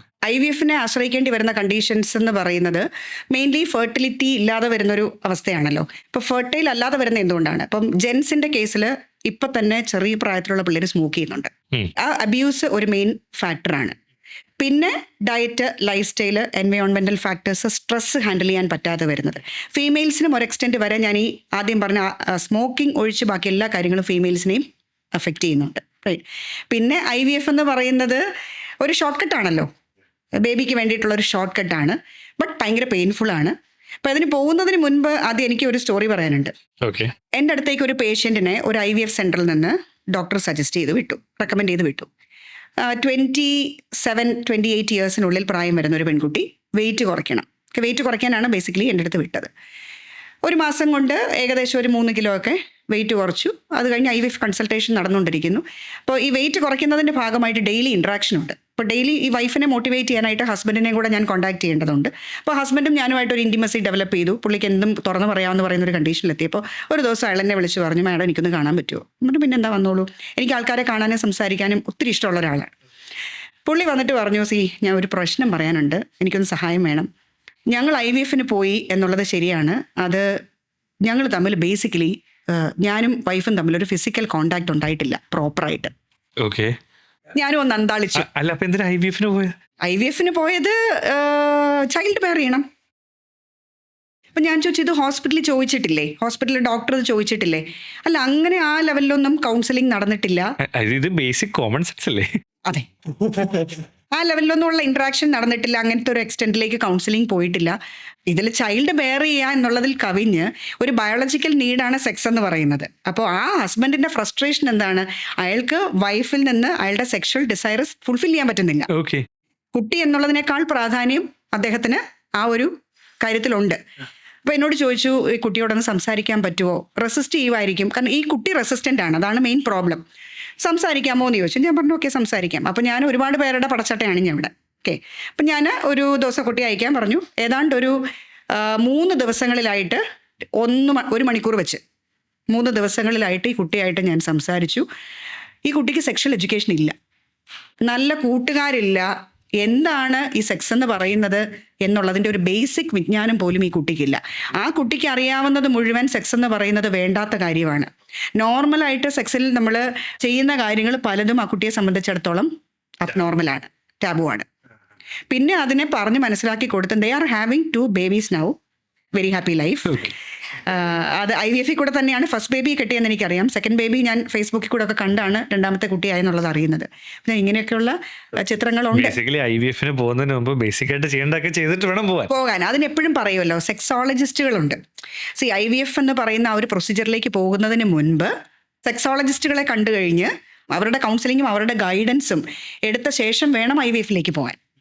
വളരെ എഫിഷ്യൻ്റായിട്ട് അത് IVF ഒഴിവാക്കി ഗർഭധാരണം സാധ്യമായിട്ടുള്ള ഒരുപാട് കേസസ് നമുക്കറിയാം. ഇപ്പൊ ഇതൊരു വലിയ മാർക്കറ്റ് ആയതുകൊണ്ട് തന്നെ ആൾക്കാർക്ക് രണ്ടാമതൊരു ഓപ്ഷൻ ചിന്തിക്കുന്നില്ല. ഇപ്പൊ അതല്ലെങ്കിൽ ഇത് എന്നുള്ള രീതിയിലോട്ട് സിംഗിൾ സൂപ്പർ സ്പെഷ്യാലിറ്റി അല്ലേ. ഇപ്പോൾ എത്ര സിറ്റീസിലാണെന്ന് അറിയാവോ? 1 കിലോമീറ്ററിനുള്ളിൽ മൾട്ടിപ്പിൾ IVF സെന്റേഴ്സ്. പണ്ട് ഉണ്ടായിരുന്ന പല ഹോസ്പിറ്റൽസ് മാറി ഇപ്പൊ IVF സെന്റർ ആയി മാറിക്കൊണ്ടിരിക്കുന്ന ഇതാണ് ഇപ്പൊ നമുക്ക് നമ്മുടെ സിറ്റിയിൽ തന്നെ കണ്ടുവരുന്നത്. അതെ. പലതും വിറ്റും പെറുക്കിയൊക്കെയാണ് പലരും ഈ ട്രീറ്റ്മെന്റിന് പോകുന്നത്. ഡെലിവറിക്ക് ഒരു വെരി എക്സ്പെൻസീവ്. അതും സക്സസ് റേറ്റ് ഇത്രയും കുറഞ്ഞിരിക്കുന്നിടത്ത് ഇത് ഒരു പരീക്ഷണം മാത്രമാണ്. ആ പരീക്ഷണത്തിന്റെ ഘട്ടത്തിൽ അവർ ഫേസ് ചെയ്യേണ്ട ഒരുപാട് പ്രശ്നങ്ങളുണ്ട്. ഇപ്പം നമ്മുടെ ഈ ന്യൂട്രീഷനെ പോലെ തന്നെ നമ്മളിപ്പം ഡയറ്റ് ഫോളോ ചെയ്യുന്നത് പോലെ തന്നെ നമ്മളിപ്പം ഈ വർക്കൗട്ട് ചെയ്യുന്ന ആൾക്കാർക്ക് pre workout, post workout, meals അല്ലെങ്കിൽ സപ്ലിമെൻറ്റ്സ്, അതിൻ്റെ ഉപയോഗം എന്താണ്, അല്ലെങ്കിൽ അതെങ്ങനെയാണ് നമുക്ക് ഉപയോഗിക്കാൻ പറ്റുക, നമ്മളെ ബെനിഫിറ്റ് ഉണ്ടാക്കുക നമ്മുടെ ശരീരത്തിൽ? എക്സസൈസ് 2 തരത്തിലാണ് ബേസിക്കലി. ഒന്ന് എയറോബിക് എക്സസൈസസ്, ഒന്ന് അനറോബിക് എക്സസൈസസ്. അപ്പോൾ എയറോബിക് എക്സസൈസിൽ കൂടുതൽ നമ്മൾ എനർജി എക്സ്പെൻഡ് ചെയ്തിട്ടുള്ള high intensity activities non stop ചെയ്യുമായിരിക്കും ചെയ്യുന്നത്. ഈവൻ ബ്രേക്സ് ഉണ്ടെങ്കിൽ പോലും കുറച്ചുകൂടെ ഹൈലി ഇൻറ്റൻസീവ് ആയിരിക്കും. എനറോബിക്കിൽ വരുന്നത് കൂടുതൽ സ്ട്രെങ്ത് ട്രെയിനിങ്സ് ആയിരിക്കും. അപ്പോൾ ഇതിനെ 2 കാണണം. ഇപ്പോൾ നമ്മൾ എയറോബിക് ആക്ടിവിറ്റി, ഇപ്പോൾ സുംബ പോലെയുള്ള അല്ലെങ്കിൽ നല്ല ഡാൻസ് ഫോംസ് ഒക്കെ ചെയ്യുന്ന സമയത്ത് എപ്പോഴും പ്രീ വർക്കൗട്ട് 1 മണിക്കൂർ മുമ്പ്, വർക്കൗട്ടിന് തൊട്ട് മുമ്പല്ല, 1 മണിക്കൂറെങ്കിലും മുൻപ് നമ്മൾ കുറച്ച് കാർബോഹൈഡ്രേറ്റ് റിച്ച് ആയിട്ട്, കോംപ്ലക്സ് കാർബോഹൈഡ്രേറ്റ് റിച്ച് ആയിട്ടുള്ള ഫുഡ് എടുക്കുക എന്നുള്ളതാണ്. പോസ്റ്റ് വർക്കൗട്ട് നമുക്ക് വേണ്ട എന്താണ്, മസിലിനെ ഒന്ന് റീസ്ട്രെങ്തൻ ചെയ്യുക എന്നുള്ളതാണ്. അതിനുവേണ്ടി പ്രോട്ടീൻ കൂടുതൽ പ്രിഡോമിനൻ്റ് ആയിട്ടുള്ള ഡയറ്റ് എടുക്കുക. പക്ഷേ എവിടെയും ഒരിടത്തും പ്രോട്ടീൻ ഒറ്റയ്ക്ക് കഴിക്കണമെന്ന് പറയുന്നില്ല. എപ്പോഴും പ്രോട്ടീൻ കഴിക്കേണ്ടത് ഇന്ന കോമ്പിനേഷനാണ്. Protein, carbohydrate, healthy fats, fibre എല്ലാം കൂടെ ചേർന്നൊരു ഡയറ്റ് വരുമ്പോഴാണ്, കംപ്ലീറ്റ് മീൽ വരുമ്പോഴാണ് ബോഡിക്ക് അത് അബ്സോർബ് ചെയ്ത് പ്രോപ്പറായിട്ട് സിന്തസൈസ് ചെയ്യാൻ പറ്റുക. ഇപ്പം എപ്പോഴും കാർബോഹൈഡ്രേറ്റ് നമുക്ക് ഒറ്റയ്ക്ക് കഴിക്കാം, അതിൻ്റെ കൂട്ടാളികൾ ആരും വേണമെന്നില്ല. അപ്പോൾ പ്രീ വർക്കൗട്ട് എപ്പോഴും കാർബോഹൈഡ്രേറ്റ് മീലാണ്. അപ്പോൾ വയറൊക്കെ ഒഴിഞ്ഞിട്ടാണ് പോകുന്നതെങ്കിൽ നല്ലൊരു നേന്ത്രപ്പഴം കഴിക്കുന്നതും ബോയിൽ ചെയ്തോ അല്ലാതെയോ കഴിക്കുന്നത് നല്ലതാണ്. വയറൊഴിഞ്ഞിട്ടല്ല എങ്കിൽ നമുക്ക് മൾട്ടിഗ്രെയിൻ്റെ എന്തെങ്കിലും ബ്രെഡോ അങ്ങനെ എന്തെങ്കിലും ഉപയോഗിക്കുന്നത് കൊള്ളാം. ഈ പ്രോട്ടീൻ സപ്ലിമെന്റ് പോലെ പ്രോട്ടീൻ പൗഡേഴ്സ് യൂസ് ചെയ്യുന്നുണ്ട്, ഷേക്ക് ആയിട്ട് യൂസ് ചെയ്യുന്നുണ്ട്. അത് നല്ലതാണോ, അതോ അത് എന്തെങ്കിലും കോമ്പിനേഷൻസ് ലൈക്ക്? അല്ല, ടോളറൻ്റ് ആണെങ്കിൽ ഇപ്പോൾ നമുക്ക് വരുന്ന proteins different types. P protein ഉണ്ട്, സോയ പ്രോട്ടീൻ ഉണ്ട്, മിൽക്ക് പ്രോട്ടീനും ഉണ്ട്. അപ്പോൾ ഇതിനോടൊന്നും നമ്മുടെ ബോഡി ഇൻടോളറൻ്റ് അല്ല എങ്കിൽ നമുക്ക് ഈ പ്രോട്ടീൻ കഴിക്കുന്നതുകൊണ്ട് തെറ്റൊന്നുമില്ല. പക്ഷേ ഇതിനെല്ലാം ഒരു ലിമിറ്റ് ഉണ്ട്. ഞാൻ നേരത്തെ പറഞ്ഞതുപോലെ ഒരു മീലിനകത്തേക്ക് 70-80 ഗ്രാമിൻ്റെ അല്ലെങ്കിൽ 100 ഗ്രാമിൻ്റെ പ്രോട്ടീൻ കുത്തി നിറച്ചിട്ടുള്ളൊരു പാറ്റേൺ പോകാതിരിക്കുക. നമുക്കൊരു മാക്സിമം ഒരു 40 ഗ്രാംസ് ഒരു മീലിൽ കവർ ചെയ്യത്തക്ക രീതിയിൽ, അത്രയും ലിമിറ്റ് ചെയ്യത്തക്ക രീതിയിൽ മീൽസ് പ്ലാൻ ചെയ്യുക. ഓക്കെ. അപ്പോൾ ഷേക്സ് എടുക്കുന്നതുകൊണ്ട് കുഴപ്പമൊന്നുമില്ല. ഞാൻ പ്രോട്ടീൻ ഷേക്ക് എടുക്കുന്ന ആളാണ്. സ്കിൻ കെയറിനും ന്യൂട്രീഷനും തമ്മിൽ എന്താണ് ബന്ധം? അതെത്ര ഇമ്പോർട്ടൻ്റ് ആണ് ന്യൂട്രീഷൻ ഫോർ സ്കിൻ കെയർ? ഏറ്റവും കൂടുതൽ കണക്ഷൻ ഉള്ളത് സ്കിന്നും ന്യൂട്രീഷനുമായിട്ടാണ്. ഓക്കെ. കാരണം നമ്മുടെ സ്കിന്നാണ് ബാഹ്യമായിട്ട് നമ്മൾ എത്ര വെൽ നറിഷ്ഡ് ആണെന്നുള്ളത് കാണിക്കുന്നത്, അൺലെസ് മേക്ക് ഓവർ ചെയ്തിട്ടില്ലെങ്കിൽ. സ്കിന്നാണ് നമ്മുടെ ബോഡിയിലെ ലാർജസ്റ്റ് ഓർഗൻ, പ്രൈമറി ഡിഫെൻസ്. അപ്പം അതിന് ഏറ്റവും വേണ്ടത് നറിഷ്മെൻ്റ് ആണ്. ഒരുപാട് കോസ്മെറ്റിക് പ്രോഡക്ട്സ് ഇപ്പോൾ മാർക്കറ്റ് അവൈലബിൾ ആണ്. അപ്പോൾ അത് സ്കിന്നിനെ എത്രത്തോളം നറിഷ്മെൻറ്റ് ചെയ്യുന്നുണ്ട്? അത് നറിഷിങ്ങിന് എത്ര ഉപയോഗമുണ്ട്? അത് കോസ്മെറ്റിക്സ് നറിഷ്മെൻറ്റിന് എത്രത്തോളം ഹെൽപ്പ് ചെയ്യും എന്നുള്ളത് ആധികാരികമായിട്ട് പറയാൻ എനിക്ക് സാധിക്കത്തില്ല. എക്സ്റ്റേണലി, അതായത് സ്കിൻ എന്ന് പറയുന്ന പല ലെയേഴ്സിലുള്ള ഒരു ഓർഗനാണ്. ഓക്കെ. അപ്പം അതിൻ്റെ ഇൻറ്റേർണൽ ഏറ്റവും ഇൻസൈഡ് ഉള്ളതാണ് നമ്മുടെ സെൽ എന്ന് പറയുന്നത്. അപ്പോൾ സെല്ലിലേക്ക് നമുക്ക് നറിഷ്മെൻറ്റ് വേണമെങ്കിൽ ഇൻറ്റേർണൽ ന്യൂട്രീഷൻ തന്നെ വേണം. എക്സ്റ്റേണലി പലതും നമുക്ക് കോസ്മെറ്റിക് പ്രോഡക്ട്സ് വെച്ചിട്ട് മാസ്ക് ചെയ്യാൻ പറ്റുമായിരിക്കും അപ്ലൈ ചെയ്യുന്നതിലൂടെ. ഇൻറ്റേർണൽ ന്യൂട്രീഷൻ എന്ന് പറയുന്നത് വളരെ ഇമ്പോർട്ടൻ്റ് ആണ് സ്കിന്നിൻ്റെ ഹെൽത്തിന്, ലോങ് ടേം ഹെൽത്തിന്. ഇപ്പോൾ ഡെർമറ്റോളജിസ്റ്റുകൾ തന്നെ അവരുടെ ഒരു മെയിൻ ബിസിനസ്സാണ് കോസ്മെറ്റിക് പ്രോഡക്ട്സ്. അല്ലെങ്കിൽ ഡെർമ മെഡിസിൻസ് തന്നെ മെഡിക്കേറ്റഡ് ആയിട്ടുള്ള ഓയിൻമെന്റ്സ്, അത്തരം കാര്യങ്ങളൊക്കെ വെരി എക്സ്പെൻസീവ് ആണ്. അപ്പോൾ അതിൽ നിന്നുള്ള മാർജിൻസ് അവരുടെ ഒരു മെയിൻ വരുമാന മാർഗ്ഗമാണ്. പക്ഷേ ചില ഡെർമറ്റോളജിസ്റ്റുകളുണ്ട്, ചില പേരുകൾ എനിക്കെടുത്ത് പറയേണ്ടി വരും. ഇന്റേണൽ ന്യൂട്രീഷൻ്റെ പ്രാധാന്യം അറിഞ്ഞ് മനസ്സിലാക്കി ചെറിയ കുട്ടികളെ, അതായത് ട്രാൻസ്ഫോം ചെയ്യാൻ പറ്റുന്ന, അതിനവരെ പ്രാപ്തമാക്കാൻ പറ്റുന്ന പ്രായത്തിലുള്ള കുട്ടികളെ ഞങ്ങളിലേക്ക് റെക്കമെൻഡ് ചെയ്യുന്ന ഡോക്ടേഴ്സ് ഉണ്ട്. ഇവരുടെ ഇപ്പോൾ ആക്നെ പോലുള്ള പ്രശ്നങ്ങൾ, അക്കന്തോസിസ്, PCOD PCOS പോലുള്ള കണ്ടീഷൻസ് വരുമ്പോൾ നാച്ചുറലി, അക്കന്തോസിസ് എന്ന് പറഞ്ഞാൽ അറിയാമോ? ഈ സ്കിൻ ഫോൾഡിൽ ഡാർക്ക്നെസ് വരുന്നതാണ് അക്കന്തോസിസ് എന്ന് പറയുന്നത്. അപ്പോൾ അത് എക്സ്റ്റേണലി വിസിബിൾ ആണല്ലോ. അങ്ങനത്തുള്ള കണ്ടീഷൻസ് നമുക്ക് സിംറ്റംസ് വെച്ചിട്ട് കുട്ടിക്ക് ഇതാണോ, ഇപ്പോൾ PCOD എന്ന് പറയുന്നത് ഡയഗ്നോസ് ചെയ്യാനായിട്ട് ഒരു ബ്ലഡ് ടെസ്റ്റ് ഇല്ല. PCOD എന്ന് പറയുന്നത് ഒരു ക്രൈറ്റീരിയ വെച്ചിട്ട് കണ്ടുപിടിക്കുന്നതാണ്. ഒരു മൂന്ന് കണ്ടീഷൻസ് ഒരുമിച്ച് വന്നു കഴിഞ്ഞാൽ ഓക്കെ, ഷീ ഈസ് PCOD എന്ന് കണ്ടുപിടിക്കുക. അപ്പോൾ അങ്ങനെ കണ്ടുപിടിക്കുന്നതിനകത്ത് വരുന്നതാണ് ഈ അക്കന്തോസിസ്, ആക്നെ പോലെയുള്ള കണ്ടീഷൻസ്. അപ്പോൾ ഇതിനൊക്കെ ഇന്റേണൽ ന്യൂട്രീഷൻ ഒരുപാട് ഹെൽപ്പ് ചെയ്യുന്നെന്ന് റിയലൈസ് ചെയ്തിട്ട് പേഷ്യൻസിനെ വിടുന്ന ഡെർമറ്റോളജിസ്റ്റുകളുണ്ട്. ഒരാളെ എനിക്ക് പേരെടുത്ത് പറയാൻ പറ്റുന്നത് സെറിൻ ഡെർമ, അവിടുത്തെ ഡോക്ടർ സോണിയ ഫിറോസ് ഒരുപാട് പേഷ്യൻസിനെ ഇന്റേണൽ ന്യൂട്രീഷന് വേണ്ടിയിട്ട് എൻ്റെ അടുത്തേക്ക് സജസ്റ്റ് ചെയ്ത് വിടാറുണ്ട്. ഇന്റേണൽ ന്യൂട്രീഷൻ അത്രയും ഇമ്പോർട്ടൻ്റ് ആണ് സ്കിന്നിന്. നമുക്ക് ഈ പറയുന്ന എല്ലാ കാര്യങ്ങളും ഡെർമറ്റോളജിസ്റ്റ് വെച്ചിട്ട് മാറ്റേണ്ടതല്ല. അല്ല നമ്മൾ കഴിക്കുന്ന ഭക്ഷണത്തിലൂടെ, നമ്മുടെ ന്യൂട്രീഷൻ വഴി, അതെ, ലൈഫ് സ്റ്റൈൽ വഴി. ഉറക്കം സ്കിൻ കെയറിന് ഏറ്റവും അത്യാവശ്യമുള്ളതാണ് ഉറക്കം. അപ്പം അത് മൊത്തത്തിലൊരു ലൈഫ് സ്റ്റൈൽ ഇൻ്റർവെൻഷനാണ്. ഇപ്പം സ്കിൻ കെയറിന് സ്കിൻ ന്യൂട്രീഷൻ എന്ന് പറഞ്ഞൊരു ന്യൂട്രീഷൻ ഇല്ല. ഇപ്പം നമ്മുടെ അടുത്തേക്ക് വരുന്ന ഒരു പേഷ്യൻറ്റിന് നമ്മൾ ഹോളിസ്റ്റിക് ആയിട്ട് എല്ലാം കവർ ചെയ്യുന്ന രീതിയിൽ ഒരു സൊല്യൂഷൻ ആയിരിക്കും കൊടുക്കുക. ന്യൂട്രീഷൻ സ്കിൻ കെയറിലല്ലാതെ പ്രിവെന്റീവ് മെഡിസിനിൽ ന്യൂട്രീഷൻ എങ്ങനെ ഒരു റോൾ വഹിക്കുന്നു? പ്രിവെന്റീവ് കെയറിലാണ് ന്യൂട്രീഷൻ ഏറ്റവും കൂടുതൽ ഇമ്പോർട്ടൻസ് ഉള്ളത്. അതും പേഴ്സണൽ ന്യൂട്രീഷനിൽ, അല്ലെങ്കിൽ ഞങ്ങൾ പ്രാക്ടീസ് ചെയ്യുന്ന ഫങ്ഷണൽ ന്യൂട്രീഷൻ ഏറ്റവും കൂടുതൽ ഹെൽപ്പ് ചെയ്യുന്ന പ്രിവെന്റീവ് കെയറിലാണ്. ഇതൊരു അസുഖം വരാതെ എങ്ങനെ നമുക്ക് പ്രോപ്പർ ന്യൂട്രീഷനിലൂടെ, ലൈഫ് സ്റ്റൈലിലൂടെ രക്ഷപ്പെടുത്താം എന്നുള്ളതാണ്. എന്ന് വെച്ച് ഇതിന് ക്യൂറേറ്റീവ് ഏരിയയിൽ റോൾ ഇല്ല എന്നല്ല. ക്യൂറേറ്റീവ് ഏരിയയിലും ന്യൂട്രീഷനും ഫങ്ഷണൽ ന്യൂട്രീഷനും പ്രാധാന്യമുണ്ട്. പക്ഷെ നമുക്ക് പ്രിവെൻറ്റീവിൽ ഇപ്പം നമുക്കറിയാം ഒരുപാട് ഡിസീസസ്, ഇപ്പം ജനറ്റിക് ആയിട്ട് ട്രാൻസ്മിറ്റഡ് ആവുന്ന ഡിസീസസ്. ഞാൻ നേരത്തെ പറഞ്ഞില്ലേ, ഞങ്ങളുടെ ഈ ബയോ ഇൻഡിവിജ്വാലിറ്റി അസസ്മെൻറ്റിൽ ജനറ്റിക് റിസ്ക്കും കൂടെ അസസ് ചെയ്യുന്നത്. അതായത് നമ്മുടെ ഫാമിലിയിലായിട്ടുള്ള ഹിസ്റ്ററി വെച്ചിട്ട് ഇന്ന ഡിസീസസിൻ്റെ റിസ്ക് ഈ വ്യക്തിക്കുണ്ട്. അപ്പോൾ അതും അവർ ഇപ്പോൾ ഫോളോ ചെയ്യുന്ന ഡയറ്റും ഒപ്പം അവരുടെ ജീവിതശൈലിയും റീസെന്റ് എടുത്തിരിക്കുന്ന ബ്ലഡ് ടെസ്റ്റും കൂടെ റിവ്യൂ ചെയ്യുമ്പോൾ നമുക്കൊരു പിക്ചർ കിട്ടും. ഏതിലേക്കൊക്കെയാണ് റിസ്ക് എന്ന് നമുക്ക് കറക്റ്റായിട്ട് മാപ്പ് ചെയ്യാൻ പറ്റും. അത് ജനറ്റിക് ആയിട്ട് കണ്ടു കഴിഞ്ഞാൽ എപ്പിജെനറ്റിക്സ് എന്ന് പറയുന്ന ഒരു അത് കുറെ കേട്ടിട്ടുണ്ട്. എപ്പിജെനറ്റിക്സ് എന്താ സംഭവം? അത് എപ്പിജെനറ്റിക്സ് എന്ന് പറഞ്ഞാൽ ബിയോണ്ട് ജെനറ്റിക്സ്. ഇപ്പം ജനറ്റിക് ആയിട്ട് നമുക്കൊരു പ്രിഡിസ്പോസിഷൻ ഉണ്ടെങ്കിൽ, for example you are predispose to diabetic, so ആ ജീൻ സീക്വൻസ് അനുസരിച്ച് there is a chance for you to develop diabetes എന്നുള്ളതാണ്. എപ്പിജെനറ്റിക്സ് എന്ന് പറഞ്ഞാൽ ഈ DNA സീക്വൻസ് മാറാതെ തന്നെ ആ DNA എക്സ്പ്രഷനെ ഇൻഫ്ലുവൻസ് ചെയ്യുന്ന ഫാക്ടേഴ്സാണ് എപ്പിജെനറ്റിക് ഫാക്ടേഴ്സ്. അപ്പോൾ അതിനെ ഒരു ടേൺ ഓൺ ഓഫ് സ്വിച്ച് എന്ന് വേണേൽ വിളിക്കാം. ഈ ജീൻ ഇങ്ങനെ പെരുമാറണോ വേണ്ടേ എന്ന് തീരുമാനിക്കുന്ന ആക്ടിവിറ്റി കൺട്രോൾ ചെയ്യുന്നതാണ്. അപ്പോൾ എപ്പിജെനറ്റിക് ഫാക്ടേഴ്സും കൂടെ നമ്മൾ ഇതിനകത്ത് മെയിൻലി ബയോ ഇൻഡിവിജ്വാലിറ്റിയിൽ കവർ ചെയ്യുന്നുണ്ട്. ഈ പല ന്യൂറോളജിക്കൽ കണ്ടീഷൻസും ലൈക്ക് പാർക്കിൻസൺസ്, അൾഷേമേഴ്സ്, നമുക്കൊന്നും ഓർക്കാൻ ചിന്തിക്കാൻ പോലും താല്പര്യമില്ലാത്ത ടൈപ്പ് ഓഫ് കണ്ടീഷൻസ് ആണ്. അതിനൊക്കെ പ്രിവെൻറ്റീവ് കെയറിൽ ഇപ്പം ഇമ്പോർട്ടൻസ് വന്നു തുടങ്ങി. പാർക്കിൻസൺസ് ജനറ്റിക് ആയിട്ട് ട്രാൻസ്മിസിബിൾ ആയിട്ടുള്ളൊരു കണ്ടീഷനാണ്. അതിനെ പ്രിവെൻറ്റ് ചെയ്യാൻ പറ്റത്തില്ല. റിസ്ക് ഉണ്ടെങ്കിൽ അത് വരും, പക്ഷെ അതിൻ്റെ പേസ്, അതിൻ്റെ ആ ഒരു പ്രോഗ്രഷനെ നമുക്ക് കുറേയൊക്കെ എപ്പിജെനറ്റിക്സ് വഴി മോഡിഫൈ ചെയ്യാം അല്ലെങ്കിൽ മാനേജ് ചെയ്യാം. ലാസ്റ്റ് ഇയർ ഞാൻ ഒരു ലാർജ് റിസർച്ചിൻ്റെ ഭാഗമായിട്ട് കേരളത്തിലുള്ള കുറേ ഹോസ്പിറ്റൽസ് സന്ദർശിക്കേണ്ട ഒരവസരം കിട്ടി എനിക്ക്.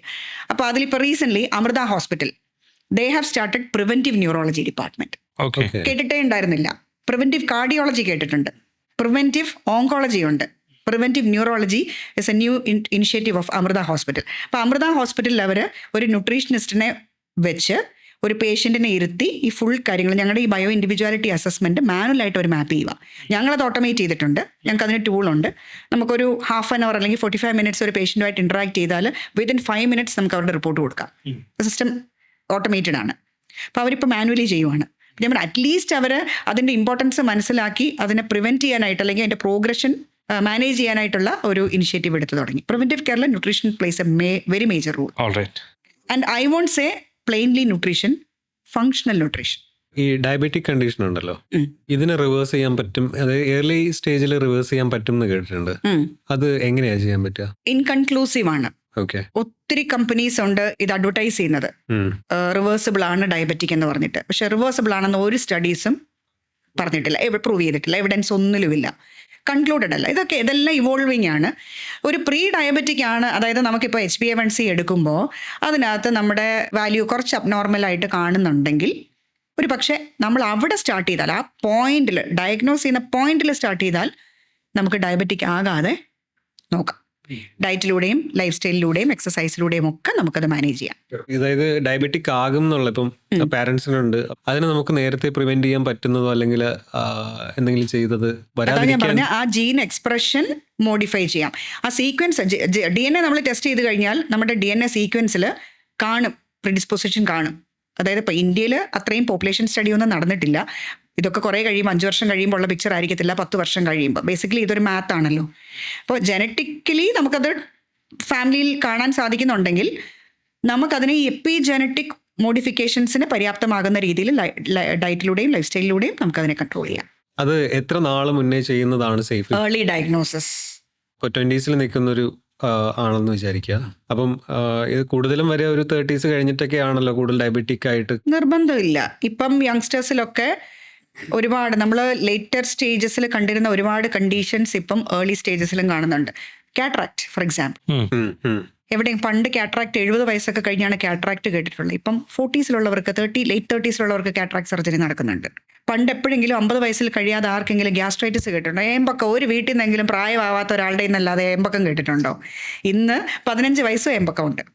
ഞാൻ എൻ്റെ പിള്ളേരോട് പറയും, നിങ്ങളുടെ അടുത്ത ജനറേഷനെ നോക്കാൻ വേണ്ടി ഞാൻ ആരോഗ്യമായിട്ടിരിക്കണം എന്ന് എനിക്ക് ആഗ്രഹമുണ്ട്. കാരണം ഈ മില്ലേനിയൽസ് കഴിഞ്ഞാൽ എനിക്കറിയില്ല, ഇമാജിൻ ചെയ്യാൻ പോലും പറ്റുന്നില്ല. ഈ ഓക്സിഡേറ്റീവ് സ്ട്രെസ് എന്നൊരു വാക്ക് കുറെ കേൾക്കുന്നുണ്ട്, പക്ഷെ എന്താണെന്ന് ഇതുവരെ പിടികിട്ടിയിട്ടില്ല. എന്താണ് actually oxidative stress? Oxidative stress എന്നേ കേട്ടിട്ടുള്ളോ? ഫ്രീ റാഡിക്കൽസ് എന്ന് കേട്ടിട്ടുണ്ടോ? ഇല്ല, അതും കേട്ടിട്ടില്ല. ഇല്ല. ഫ്രീ റാഡിക്കൽസ് എന്താണെന്ന് മനസ്സിലാക്കിയാലേ ഓക്സിഡേറ്റീവ് സ്ട്രെസ് എന്താണെന്ന് അറിയാൻ പറ്റുള്ളൂ. ഇപ്പൊ വളരെ ഓർഡർലി ആയിട്ട് ഒരു സിറ്റി, ത്രൈവിങ് സിറ്റി, ആ ത്രൈവിങ് സിറ്റിയിൽ 2 കാറ്റഗറി ഓഫ് ആൾക്കാരുണ്ട്. ഒന്ന് തീവ്സ് ആണെന്ന് വിചാരിക്കുക, വൈൽഡ് ആയിട്ടുള്ള ബിഹേവിയർ ഉള്ള തീവ്സ് ആണ്. ഒരു സൈഡിൽ പീസ് കീപ്പേഴ്സ്, സമാധാനപ്രിയർ. അപ്പോൾ ഫ്രീ റാഡിക്കൽസ് എന്ന് പറയുന്നത് നമുക്ക് ഈ തീവ്സ് ആയിട്ട് കൺസിഡർ ചെയ്യാം. വളരെ അൺസ്റ്റേബിളായിട്ട് ഉള്ള കുറേ മോളിക്യൂൾസാണ്. അവർക്ക് ഒരു ഇലക്ട്രോൺ ഇല്ല. അപ്പം അതുകൊണ്ട് അവരുടെ ഒരു ടെൻഡൻസി എന്തായിരിക്കും, ചുറ്റുപാടും എവിടെയെങ്കിലും ഹെൽത്തി ആയിട്ടുള്ള മോളിക്യൂൾസ് ഉണ്ടെങ്കിൽ അതിൽ നിന്ന് ഒരു ഇലക്ട്രോണിനെ ഇവർ സ്റ്റീൽ ചെയ്യും. സ്റ്റീൽ ചെയ്യുന്നതോടുകൂടി ഈ ഹെൽത്തി മോളിക്യൂളും അൺഹെൽത്തി ആവും, അവർ തീസായിട്ട് ആ ഗ്രൂപ്പിലേക്ക് മാറും. അത് ഭയങ്കര ഡിസ്ട്രക്റ്റീവായിട്ട് അൺസ്റ്റേബിൾ ആയിട്ടുള്ള ഒരു മോളിക്യൂളാണ് ഈ ഫ്രീ റാഡിക്കൽസ്. ഇനി മറു സൈഡിൽ പീസ് കീപ്പേഴ്സ് എന്ന് പറയുന്നത് ആൻറ്റി ഓക്സിഡൻസ്. നിങ്ങൾ ഓക്സിഡേറ്റീവ് സ്ട്രെസ് എന്നും കേട്ടിട്ടുണ്ടാവും, ആൻറ്റി ഓക്സിഡൻസ് എന്നും കേട്ടിട്ടുണ്ടാവും. അപ്പോൾ ഈ ആൻറ്റി ഓക്സിഡൻസ് ആണ് പീസ് കീപ്പേഴ്സ്. അപ്പോൾ അവരെന്ത് ചെയ്യും, സമാധാനം നിലനിർത്തുന്നതിന് വേണ്ടി അവരുടെ കയ്യിൽ നിന്ന് ഇലക്ട്രോൺസിനെ അവർ ദാനം ചെയ്യും. ഒരു വില്ലിംഗ് ആണ് കൊടുക്കാനായിട്ട്. ആ ഇലക്ട്രോൺസിനെ ദാനം ചെയ്ത് അവിടെ സമാധാന അന്തരീക്ഷം പുനഃസ്ഥാപിക്കും. ഇതുണ്ടായില്ലെങ്കിൽ, ഈ ആൻറ്റി ഓക്സിഡൻസ് ഇതിന് സപ്ലൈ ചെയ്ത് ഇവരെ നിയന്ത്രിക്കാൻ സാധിച്ചില്ലെങ്കിൽ ഉണ്ടാവുന്നതാണ് ഓക്സിഡേറ്റീവ് സ്ട്രെസ്. ഇതൊരു ബാലൻസിങ് ആക്ട് ആണ്. ഓക്സിഡേറ്റീവ് സ്ട്രെസ് ഉണ്ടാക്കുന്ന ഈ ഫ്രീ റാഡിക്കൽസ് എന്ന് പറയുന്ന മോളിക്യൂൾസും നമുക്ക് ആവശ്യമുണ്ട്, ബോഡിക്ക് ആന്റി ഓക്സിഡൻസും ആവശ്യമുണ്ട്. ഇത് ഏത് രീതിയിലാണ് നമുക്ക് മനസ്സിലാവുക? അത് ഈ വിശ്വാസം അതല്ലേ എല്ലാം എന്ന് പറയുന്നത് പോലെയാണ്. ഇതൊന്നും ടെസ്റ്റ് ചെയ്യാൻ പറ്റില്ല. ഇതിന്റെ കോൺസിക്വൻസസ് എന്തൊക്കെയാണ് ഈ ഓക്സിഡേറ്റീവ് സ്ട്രെസ്? മെയിൻലി നമുക്ക് ശരിക്കും നമ്മൾ ഇതിനെയൊക്കെ ഇൻഡിക്കേറ്റീവ് ആയിട്ടുള്ള ചില ഫാക്ടേഴ്സ്, ഇൻഡിക്കേറ്റേഴ്സ് അതേ പറയാൻ പറ്റുള്ളൂ. ഇൻഡിക്കേറ്റേഴ്സ് എന്ന് പറയുന്നത് മെയിൻലി നമ്മുടെ ഗട്ടിന്റെ ബിഹേവിയർ, നമ്മൾ എഫക്റ്റഡ് ആണോ എന്നറിയിക്കുന്നത് നമ്മൾ സ്ട്രെസ്. അല്ലാതെ ബ്ലഡ് ടെസ്റ്റിലൂടെ ഒന്നും അല്ല നമ്മൾ ഈ ഓക്സിഡേറ്റീവ് സ്ട്രെസ് ഉണ്ടോ എന്നുള്ളത് കണ്ടുപിടിക്കുന്നത്. മൊത്തത്തിൽ നമുക്കൊരു ആശയക്കുഴപ്പം ഉണ്ടാവുന്ന രീതിയിലുള്ള ഒരു ശാരീരികാവസ്ഥയിലെ വ്യത്യാസങ്ങളാണ് ഓക്സിഡേറ്റീവ് സ്ട്രെസ്സിന്റെ ഇൻഡിക്കേറ്റർ ആയിട്ട് പറയാൻ പറ്റും. പുവർ ഗട്ട് ഹെൽത്ത് തന്നെയാണ് എപ്പോഴും ഓക്സിഡേറ്റീവ് സ്ട്രെസ്സിന്റെ ഫസ്റ്റ് ഇൻഡിക്കേറ്റർ. അപ്പോൾ ഇതാണ് ഈ ഫ്രീ റാഡിക്കൽ എന്ന് പറയുന്നത്. ശരിക്കും നമുക്ക് ആവശ്യമുള്ളത് എന്തിനാണെന്ന് വെച്ചാൽ, ഇൻവേഡേഴ്സ് ഉണ്ടല്ലോ, ഫോറിൻ ഇൻവേഡേഴ്സ് വരുമ്പം, അതായത് ബാക്ടീരിയ, വൈറസസ് ഒക്കെ വരുമ്പം അതിനെ പ്രിവെൻറ്റ് ചെയ്യാനായിട്ട് ഫ്രീ റാഡിക്കൽസ് ആവശ്യത്തിനുള്ള അളവിൽ നമുക്ക് ബോഡിക്ക് വേണം. അല്ലെങ്കിൽ അത് നമ്മുടെ DNA-യും പ്രോട്ടീനെയും വരെ എഫക്ട് ചെയ്യാനായിട്ടുള്ള കപ്പാസിറ്റി ഉള്ളതുമാണ് ഇത് എക്സസീവ് ആയി കഴിഞ്ഞാൽ. സോ ഇതാണ് നമ്മുടെ ഇമ്മ്യൂണിറ്റി പറ്റി പറയുന്നത്. അതെ അതെ അതെ. പിന്നെ ആൻറ്റി ഓക്സിഡൻസ് എന്ന് പറയുന്നത് ഒത്തിരി ബുദ്ധിമുട്ടൊന്നുമില്ല നമുക്ക് ബോഡിക്ക് ആൻറ്റി ഓക്സിഡൻസ് കൊടുക്കാനായിട്ട്. അത്യാവശ്യത്തിന് അളവുകളിൽ ഫ്രൂട്ട്സും വെജിറ്റബിൾസും, അത് വൈറ്റമിൻ C, E ഒക്കെയാണ് മെയിൻ ആൻറ്റി ഓക്സിഡൻസ് എന്ന് പറയുന്നത്. അത് കിട്ടത്തക്ക രീതിയിൽ നമ്മുടെ ഡയറ്റിൽ, എവരിഡേ ഡയറ്റിൽ, ഭക്ഷണത്തിൽ പച്ചക്കറികളും ഫലവർഗ്ഗങ്ങളും ഒക്കെ ആവശ്യത്തിന് ഉൾപ്പെടുത്തിയാൽ നമുക്ക് ഈ പറയുന്ന ഫ്രീ റാഡിക്കൽസിനെ നിയന്ത്രിച്ച് നിർത്താം. അതുപോലെ ഇപ്പോൾ നമ്മുടെ ഈ കുഞ്ഞുങ്ങളുടെ കാര്യത്തിൽ അവർക്ക് ഈ പ്രോട്ടീൻ റിച്ച് ഫുഡ് കൊടുക്കണം എന്ന് പറയാറുണ്ട്. അതെ. അത് ഏത് രീതിയിൽ നമുക്ക് കൊടുക്കാൻ പറ്റും? എന്തൊക്കെയാണ് അതിന് ഏറ്റവും ബെസ്റ്റ് ആയിട്ടുള്ളത്? ചെറിയ കുട്ടി എന്ന് പറഞ്ഞാൽ ഏത് പ്രായമാണ് ഉദ്ദേശിക്കുന്നത്? ഭക്ഷണം കറക്റ്റ് ആയിട്ട് എടുത്ത് തുടങ്ങുന്ന പ്രായം. ഒരു അഡൾട്ടിന്റെ കണക്കുകളാണ് നമുക്കിപ്പോൾ ബുക്സിലുള്ളത്. അഡൾട്ടിന് താഴെയാണെങ്കിലും നമുക്കൊരു ശരാശരി 50 ഗ്രാമിൻ്റെ എങ്കിലും പ്രോട്ടീൻ ഒരു വളർച്ചയുടെ ഘട്ടത്തിൽ കൂടെ പോകുന്ന ഒരാൾക്ക് വേണമെന്ന് കരുതാം. 50 ഗ്രാമിൻ്റെ പ്രോട്ടീൻ കൊടുക്കാനായിട്ട് നമുക്ക് ഭക്ഷണങ്ങളിൽ ഏറ്റവും നല്ലത് ലീൻ ആയിട്ടുള്ള portion of the meat, red meat അല്ല, ലീൻ മീറ്റ്, ഫിഷ്, കൂടുതലും ഫിഷ്, ഡയറി പ്രോഡക്ട്സ്. കാരണം വളരുന്ന പ്രായത്തിൽ ഇതെല്ലാം കുട്ടിക്ക് ആവശ്യമാണ്. മെയിൻലി ഇത് മൂന്നുമാണ്. പിന്നെ പൾസസിലൊക്കെ പ്രോട്ടീൻ ഉണ്ടെന്ന് പറഞ്ഞാലും വളരെ ചെറിയ അളവുകളിലേ ഉള്ളൂ. അപ്പോൾ വലിയ അളവുകളിൽ പ്രോട്ടീൻ കിട്ടത്തക്ക രീതിയിൽ അത്രയും ഹ്യൂജ് ക്വാണ്ടിറ്റി പൾസസ് നമുക്ക് കഴിക്കാൻ പറ്റില്ല. അപ്പോൾ നമ്മളൊരു പോർഷൻ ഡിവൈഡ് ചെയ്യുവാണെങ്കിൽ അത് എങ്ങനെ നമുക്കൊരു ഇത്ര പെർസെൻറ്റേജ് എന്നോ അല്ലെങ്കിൽ ഒരു പോർഷൻ ഡിവൈഡ് എങ്ങനെ ചെയ്ത് കൊടുക്കാൻ പറ്റും? അതിൻ്റെ ഒരു ന്യൂട്രിയൻറ്റ് ഡിവിഷൻ ആണെങ്കിൽ ഐഡിയലി നമ്മുടെ ഡയറ്റിലേക്ക്, ഒരു ദിവസത്തെ ഡയറ്റിലേക്ക് 55 മുതൽ 60% വരെ കാർബോഹൈഡ്രേറ്റ് എല്ലാവർക്കും. അതാണ് അതിൻ്റെ ഒരു കാൽക്കുലേഷൻ. 20 to 30% നമുക്ക് ഡെയിലി ഫുഡിൽ ഫാറ്റ് വേണം. ആ ഫാറ്റിനെ തന്നെ നമ്മൾ സാച്ചുറേറ്റഡ് ആയിട്ടുള്ള ഫാറ്റിനെ ലിമിറ്റ് ചെയ്തുകൊണ്ട് അൺസാച്ചുറേറ്റഡ് ആയിട്ടുള്ള ഫാറ്റിനെ കൂടുതൽ നിർത്തും. ഒരു 20% അൺസാച്ചുറേറ്റഡ് ഫാറ്റ് കൊടുക്കുന്ന രീതിയിൽ 10% താഴെ അൺഹെൽത്തി ഫാറ്റ് നിർത്തത്തക്ക രീതിയിൽ. കാരണം എങ്ങനെ പോയാലും നമ്മുടെ സൗത്ത് ഇന്ത്യൻ കുക്കിങ്ങിൽ കുറച്ച് സാച്ചുറേറ്റഡ് ഫാറ്റ് എന്തായാലും വരും. പിന്നെ ഫൈബർ എന്ന് പറയുന്നത് അഡൾട്ട്സിൻ്റെ കാൽക്കുലേഷനാണ് നമുക്കുള്ളത്. അഡൾട്ട്സ് ആണെങ്കിൽ ഫീമെയിൽസിനും മെയിൽസിനും ഡിഫറെൻ്റ് ആണ്. ഫീമെയിൽസിന് 25 ഗ്രാംസിൻ്റെ ഫൈബർ ഒരു ദിവസം വേണം, മെയിൽസിന് 40 ഗ്രാംസിൻ്റെ ഫൈബർ വേണം. പിന്നെ ഉള്ളത് പ്രോട്ടീൻ എന്ന് പറയുന്നത് അഡൾട്ട്സിൻ്റെ കാൽക്കുലേഷൻ ഞാൻ പറയാം. അഡൾട്ട്സിന് മിനിമം 54 ഗ്രാംസ് ആണ് ബേസ് ലൈൻ. അത് എത്ര വെയിറ്റ് ഉണ്ടെങ്കിലും ഒരു വ്യത്യാസങ്ങളും ഇല്ലാതെ തന്നെ 54 ഗ്രാം പെർ ഡേ. നമ്മൾ കാൽക്കുലേറ്റ് ചെയ്യുമ്പോൾ എപ്പോഴും 1 gram per kg body wait. ഇപ്പം 80 കിലോ വെയിറ്റ് ഉള്ള ഒരാളാണെങ്കിൽ 80 കിലോ. സെഡൻഡറി ആണെങ്കിൽ. ആക്റ്റീവ് ആണെങ്കിൽ അതിനനുസരിച്ച് ആക്ടിവിറ്റി ലെവൽ അനുസരിച്ച് പ്രോട്ടീൻ്റെ കാൽക്കുലേഷൻ മാറിക്കൊണ്ടിരിക്കും. It can go up to 1.5 grams per kg body weight. അതിൽ കൂടുതലേക്ക് പോവില്ല. അതിൽ കൂടുതലൊക്കെ പ്രോട്ടീൻ കൊടുക്കുന്നത് ഞാൻ നേരത്തെ സൂചിപ്പിച്ചിരുന്നു, ക്രോണിക് ആയിട്ടുള്ള കണ്ടീഷൻസ്, ബേൺസ് ഒക്കെ വരുന്ന കണ്ടീഷൻ ഇല്ലേ, ഫുൾ റീ ഓർഗൻ ബിൽഡപ്പ് ഒക്കെ വരുമ്പം ആണ് 2 gram per kg body wait ഒക്കെ പ്രോട്ടീൻ കൊടുക്കുന്നത്, അല്ലെങ്കിൽ അത്രയും കൊടുക്കില്ല. ഇപ്പോൾ ഈ സാച്ചുറേറ്റഡ് ഫാറ്റിനെ പറ്റിയും അൺസാച്ചുറേറ്റഡ് ഫാറ്റ്, ഇപ്പോൾ കൊളസ്ട്രോളും മറ്റതും ഒക്കെ നമ്മൾ നോക്കാറുണ്ടല്ലോ. നമ്മൾ എങ്ങനെയാണ് അത് ചൂസ് ചെയ്യുക? ഏത് ഫുഡ് ഐറ്റംസ് നിന്നും അല്ലെങ്കിൽ ഏത് കുക്കിംഗ് മെത്തേഡിലാണ് ഇത് നമുക്ക് കിട്ടുക ഈ കേരളത്തിലെ നമ്മുടെ ഇപ്പോഴത്തെ കണ്ടീഷനിൽ ഇവിടെ ഉള്ള? കേരളത്തിലെ ഒരു പ്രധാനപ്പെട്ട ഫാറ്റി ഓയിൽ എന്ന് പറയുന്നത് കോക്കനട്ട് ഓയിലാണ്. എല്ലാവരുടെയും വിശ്വാസം കോക്കനട്ട് ഓയിലാണ് ബെസ്റ്റ് ഓയിൽ എന്നാണ്. അത് തന്നെയാണ്, ശരിയുമാണ്. പക്ഷേ ഇടയ്ക്ക് ഒരു കോൺട്രവേഴ്സി വന്നില്ലേ, കോക്കനട്ട് ഓയിൽ കഴിക്കുന്നത് ഭയങ്കര തെറ്റാണെന്ന് പറഞ്ഞ്, അത് ഭയങ്കര അപകടകാരിയാന്ന് പറഞ്ഞൊരു ന്യൂസ്. അതിന്റെ കാരണം എന്താണെന്ന് വെച്ചാൽ, ഇപ്പം 2 ഓയിൽസ് നമുക്ക് കമ്പയർ ചെയ്യാൻ എടുത്താൽ, olive oil which suppose to be the golden standard on one side and on the other side coconut oil എടുക്കുകയാണെങ്കിൽ, കോക്കനട്ട് ഓയിലിലെ സാച്ചുറേറ്റഡ് ഫാറ്റിന്റെ content which is about 83% is the unsaturated portion in the olive oil. Okay. നേരെ തിരിച്ചാണ്. Okay. അപ്പം coconut oil നല്ലതാണ്. Coconut oil ഉപയോഗിക്കേണ്ടത് ഡീപ്പായിട്ട് cook ചെയ്യുന്നത്, ഡീപ്പായിട്ട് ഫ്രൈ ചെയ്യുന്നത്, അവിടെയൊക്കെ നമുക്ക് കോക്കനട്ട് ഓയിലാണ് ബെസ്റ്റ്. കാരണം അതിൻ്റെ സ്മോക്ക് പോയിന്റ് എന്ന് പറയും. ഓരോ ഓയിലിനും ഓരോ സ്മോക്ക് പോയിന്റ് ഉണ്ട്. ആ സ്മോക്ക് പോയിന്റ് ഏറ്റവും ഹയസ്റ്റ് ആയിട്ടുള്ളത് കോക്കനട്ട് ഓയിലാണ്. അപ്പോൾ അത് ഏത് ടൈപ്പ് ഓഫ് കുക്കിങ്ങിനെയും ആ ഓയിൽ റെസിസ്റ്റ് ചെയ്യും without breaking down the fatty acid. Resistance കുറഞ്ഞിട്ടുള്ള, അതായത് സ്മോക്ക് പോയിന്റ് കുറഞ്ഞിട്ടുള്ള ഓയിലുകളാണെങ്കിൽ, ലൈക്ക് ഒലിവ് ഓയിൽ പോലുള്ള ഓയിലുകളാണെങ്കിൽ, അത് ഫാറ്റി ആസിഡ് ബ്രേക്ക് ഡൗൺ ആകുമ്പം കാർസിനോജനിക് ആയിട്ടുള്ള കോമ്പൗണ്ട്സ് റിലീസ് ചെയ്യും എന്നുള്ളതാണ് ലേറ്റസ്റ്റ് ആയിട്ടുള്ള സ്റ്റഡീസ് പറയുന്നത്. അതുകൊണ്ടാണ് എപ്പോഴും നമ്മൾ ഓയിൽ ഉപയോഗിക്കുമ്പോൾ പപ്പടം പൊള്ളിക്കാൻ ഇതിനൊക്കെ എടുക്കുന്ന ഓയിലുകൾ എപ്പോഴും കോക്കനട്ട് ഓയിൽ ആയിരിക്കണം എന്ന് പറയുന്നതിന്റെ കാരണം. ഡീപ് ഫ്രൈ ചെയ്യുന്നത് അതുപോലെ റിഫൈൻഡ് ഓയിൽസ്, ഓൾമോസ്റ്റ് എല്ലാ റിഫൈൻഡ് ഓയിൽസും നല്ല റെസിസ്റ്റൻസ് ഉള്ള ഓയിൽസ് ആണ്. സൺഫ്ലവർ ഓയിലൊക്കെ. അല്ലാതെ ഒലിവ് ഓയിൽ നമ്മൾ ഗാർണിഷിങ്ങിനോ ഒക്കെ ഉള്ള ഒലിവ് ഓയിൽ എടുത്തിട്ട്, അല്ലെങ്കിൽ ഏറ്റവും ഫ്രഷ് ആയിട്ട് റോ സ്റ്റേജിലുള്ള ഓയിൽ എടുത്തിട്ട് നമ്മൾ വറക്കാൻ ഉപയോഗിക്കരുത്.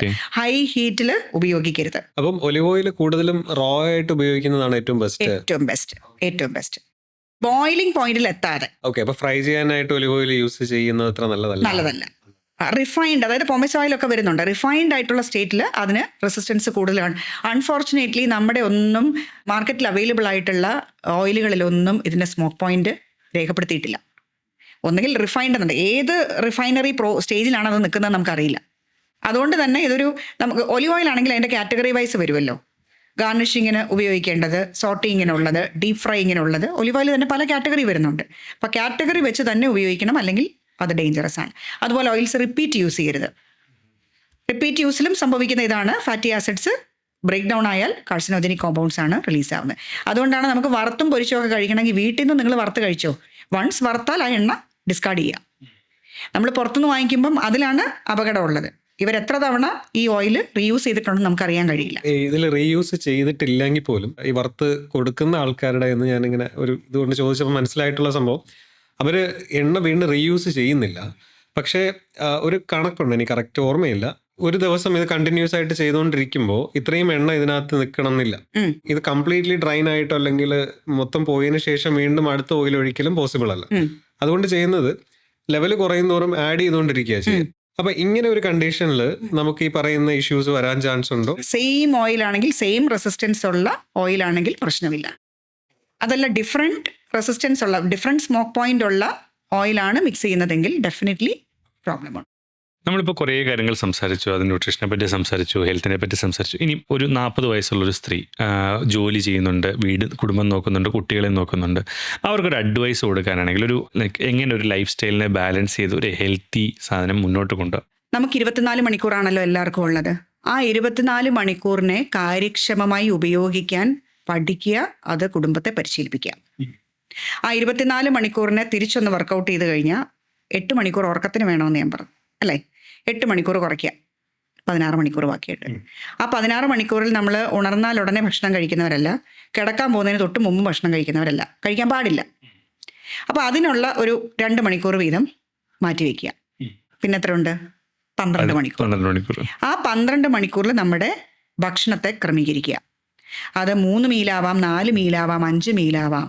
ആ ഒരു സിസ്റ്റം നമ്മുടെ ഫാമിലിയിൽ പ്രാക്ടീസ് ചെയ്യിപ്പിക്കുക. ഈ ഉറക്കത്തിൽ നിന്ന് കറക്ഷൻ തുടങ്ങുക. ഇതെല്ലാം ചെയ്യണമെങ്കിൽ എന്ത് വേണം? ഭയങ്കര ഹൈ ലെവലിലുള്ള പ്രതിഷേധം വേണം. നമ്മുടെ സൊസൈറ്റിയോട്, അല്ലെങ്കിൽ നമ്മുടെ സൊസൈറ്റൽ സ്റ്റാൻഡേർഡ്സിനോട്, സിസ്റ്റത്തിനോട് പ്രതികരിക്കാൻ പറ്റണം. ഒന്ന്, എൻ്റെ കുട്ടിക്ക് സ്കോർ കാർഡാണോ ഇമ്പോർട്ടൻറ്റ് അതോ ഹെൽത്ത് ആണോ ഇമ്പോർട്ടൻറ്റ്? അത് ഏതൊരു പേരൻറ്റും, അമ്മയായാലും അച്ഛനായാലും തീരുമാനിക്കേണ്ട ഒരു കാര്യമാണ്. +1 +2 ആവുന്ന ഒരു കുട്ടിയെ വെളുപ്പാങ്കാലത്ത് 3:30 4 മണിക്കും എഴുന്നേൽപ്പിച്ച് അതിൻ്റെ ബവല് പോലും പോയോ എന്ന് നോക്കാൻ സാധിക്കാതെ അതിൻ്റെ സ്റ്റൊമക്കും ഫുള്ളാക്കി 5 മണിക്ക് ഭക്ഷണവും കൊടുത്ത് നേരെ ട്യൂഷൻ സെന്ററിൽ എത്തിക്കുക എന്ന് പറയുന്നതാണ് ഇവരുടെ ഏറ്റവും ഇമ്പോർട്ടൻ്റ് ആയിട്ടുള്ള കാര്യം. അതിനിടയ്ക്ക് അമ്മയ്ക്ക് ജോലി ഉണ്ടെങ്കിൽ അമ്മയ്ക്ക് ജോലി ഉണ്ടെങ്കിൽ സ്ട്രെസ്. ഞാൻ പറഞ്ഞ ഇവർക്കാർക്കും ഫാമിലിയെ മൊത്തം അഫക്റ്റ് ചെയ്യാണ്. നമ്മുടെ ഈ എഡ്യൂക്കേഷൻ സിസ്റ്റം അഫക്റ്റ് ചെയ്യുന്നത് ഒരാളെ, കുട്ടിയെ അല്ല, കുട്ടിയുടെ ഒപ്പം കുടുംബത്തുള്ള ഓരോ വ്യക്തികളെയും അഫക്റ്റ് ചെയ്യുവാണ്. ആ ഒരു സിസ്റ്റം മാറണം. ശരിക്കും ഈ CBSE ICSE പോലെയുള്ള ബോർഡ് ഓഫ് എഡ്യൂക്കേഷൻ പ്രോപ്പറായിട്ട് അവർ സ്കൂൾസിൽ ആ സിസ്റ്റംസ് എൻഫോഴ്സ് ചെയ്ത് കഴിഞ്ഞാൽ ഈ ട്യൂഷൻ സെന്റേഴ്സിന്റെ ആവശ്യമില്ല. ഇപ്പൊ എല്ലാ കുട്ടികൾക്കും ഒരേ IQ അല്ല. ISEയിൽ രാവിലെ 9 മുതൽ 4 മണി വരെ പഠിപ്പിക്കുന്നതിൽ നിന്ന് പഠിച്ചിറങ്ങാൻ കഴിവുള്ള കുട്ടിയെ ISE പഠിപ്പിക്കുക. ആ ടെസ്റ്റോ കാര്യങ്ങളോ ഒന്നും ഇവിടെ ഇല്ല. ഇവിടെ അപ്പുറത്തെ കുട്ടി ISE ആണ് പഠിക്കുന്നതെങ്കിൽ ഇപ്പുറത്തെ കുട്ടി ISE പഠിച്ചിരിക്കണം. ആ ആറ്റിറ്റ്യൂഡ് ആദ്യം മാറ്റുക. ഇതാണ് എനിക്ക് കൊടുക്കാൻ പറ്റുന്ന ഏറ്റവും ബെസ്റ്റ് അഡ്വൈസ് എന്ന് പറയുന്നത്. കാരണം നമ്മൾ ചുറ്റുപാടും നോക്കുമ്പോൾ കാണുന്ന കുട്ടികളിലെ ഇഷ്യൂസ്, ബേസിക്കലി സ്ട്രെസ് ഹാൻഡിൽ ചെയ്യാൻ പറ്റാതെ വരുന്ന കുട്ടികൾ, ഈ ക്രൈസിസ് അവർക്ക് മാനേജ് ചെയ്യാൻ പറ്റാതെ വരാം. ഒരു കൊച്ചു ക്രൈസിസ് പോലും ഈ കുട്ടിക്ക് മാനേജ് ചെയ്യാൻ പറ്റുന്നില്ല. കാരണം അവരുടെ അറ്റൻഷൻ മൊത്തം സ്കോർ കാർഡ്, എനിക്ക് മാർക്ക് എത്ര കൂടുതൽ കിട്ടും, 1 മാർക്ക് എങ്ങനെ എനിക്ക് കൂടുതൽ മേടിക്കാൻ പറ്റും, അല്ലാതെ എനിക്ക് വീട്ടിൽ കയറാൻ പറ്റില്ല. സോ ഹെൽത്ത് എന്ന് പറയുന്നതിൻ്റെ ഫസ്റ്റ് സ്റ്റെപ്പ് എപ്പോഴും ലൈഫ് സ്റ്റൈലിലെ കറക്ഷനാണ്. ഇപ്പോൾ നമ്മൾ പല നഗരങ്ങളെ ഇമിറ്റേറ്റ് ചെയ്ത് നൈറ്റ് ലൈഫ് പ്രോത്സാഹിപ്പിക്കുന്നുണ്ട് അല്ലേ? എൻ്റെ വീടിൻ്റെ തൊട്ടടുത്താണ് മാനവീയം വീതി. ഞങ്ങളവിടെ ചായ കുടിക്കാൻ പോകാറുണ്ട്. 12 മണിക്കും 1 മണിക്കൊക്കെ ചായ കുടിക്കാൻ പോകാറുണ്ട്. ഈ നൈറ്റ് ലൈഫ് പ്രോത്സാഹിപ്പിക്കുന്നതിൻ്റെ കൂട്ടത്തിൽ നമ്മൾ നമ്മുടെ ഓഫീസ് ടൈമിങ്സ് മാറ്റുന്നുണ്ടോ, സ്കൂൾ ടൈമിങ്സ് മാറ്റുന്നുണ്ടോ? ഇല്ല. ഈ കുട്ടികളെല്ലാം സ്കൂളായാലും കോളേജ് ആയാലും ഇവിടെ വന്ന് 1 2 മണി വരെ ഇരുന്ന് സംസാരിച്ചിട്ട് വീട്ടിൽ പോയി കിടന്നുറങ്ങിയിട്ടാണ് രാവിലെ 9 മണിക്ക് ക്ലാസ്സിൽ പോകുന്നത്. സോ ഇവർക്ക് നമ്മൾ എങ്ങനെയാണ് ഹെൽത്ത് അല്ലെങ്കിൽ വെൽനെസ് എന്ന് പറയുന്നത് നമ്മൾ ഏത് എക്സ്റ്റെൻഡ് വരെ പോയാൽ വരെ മനസ്സിലാക്കാം. ഞാൻ ലേബർ മിനിസ്റ്ററെ കണ്ട് ഒരു 2 വർഷം മുമ്പ് കത്ത് കൊടുത്തതാണ്. സ്കൂൾ ലെവലിൽ നമുക്ക് ന്യൂട്രീഷൻ എന്ന് പറയുന്ന സബ്ജക്റ്റ് കൊണ്ടുവരണം, നമ്മൾ ഗൈഡ് ചെയ്യാം. ഞങ്ങളെപ്പോലുള്ളൊരു ഗ്രൂപ്പ് ഓഫ് ആൾക്കാരുണ്ട്, നമുക്ക് ഗൈഡ് ചെയ്യാൻ പറ്റും. കാറ്റിപ്പറത്തി ഒരു ആക്ഷനും അവരുടെ ഭാഗത്തു നിന്ന് ഉണ്ടായില്ല. അപ്പോൾ ഈ സ്ത്രീകളോടൊന്നല്ല, എനിക്ക് അഡ്വൈസ് തരാനുള്ള ഒരു ഫാമിലി ആസ് സച്ച് ഒരു ഷെയർഡ് റെസ്പോൺസിബിലിറ്റി പ്രോത്സാഹിപ്പിക്കുന്ന ഒരു സെറ്റപ്പിലേക്ക് നമ്മളൊരു ഫാമിലിയെ കൊണ്ടുവരണമെന്നുണ്ടെങ്കിൽ എല്ലാ ഉത്തരവാദിത്തങ്ങളും എല്ലാവരും പങ്കിട്ടെടുക്കുന്നിടത്താണ് ഒരു 40 വയസ്സോ അല്ലെങ്കിൽ 50 വയസ്സോ വ്യത്യാസമില്ലാതെ ഒരു സ്ത്രീക്ക് കുറച്ച് വിശ്രമിക്കാൻ കഴിയുക. പിന്നെ ഉത്തരവാദിത്തങ്ങൾ കുട്ടികൾ ഉൾപ്പെടെ പഠിച്ചെടുക്കുക. അവർ അണ്ടർഗോ ചെയ്യുന്നത് എത്ര ഡിഫിക്കൽട്ടായിട്ടുള്ളൊരു കാര്യമാണെന്നുള്ളത് കുട്ടികളോട് പഠിച്ചിരിക്കണ്ടേ, ഹസ്ബൻഡ് അറിഞ്ഞിരിക്കണ്ടേ. സോ ആ ഒരു ഷെയർഡ് റെസ്പോൺസിബിലിറ്റി എന്ന് പറയുന്ന ആ ഒരു കോൺസെപ്റ്റ് ഇപ്പോഴും പല ഫാമിലീസിലും ഇല്ല. അത് കൊണ്ടുവരിക, കുട്ടിയുടെ ഐക്യം അനുസരിച്ച് കുട്ടിയെ പഠിപ്പിക്കാൻ വിടുക. അപ്പോൾ സ്വയം നമ്മുടെ ലൈഫ് സ്റ്റൈലും കറക്റ്റഡ് ആയിക്കോളും. ഈ ലേഡീസിന്റെ സ്ട്രെസ് മുഴുവൻ എവിടെയാ?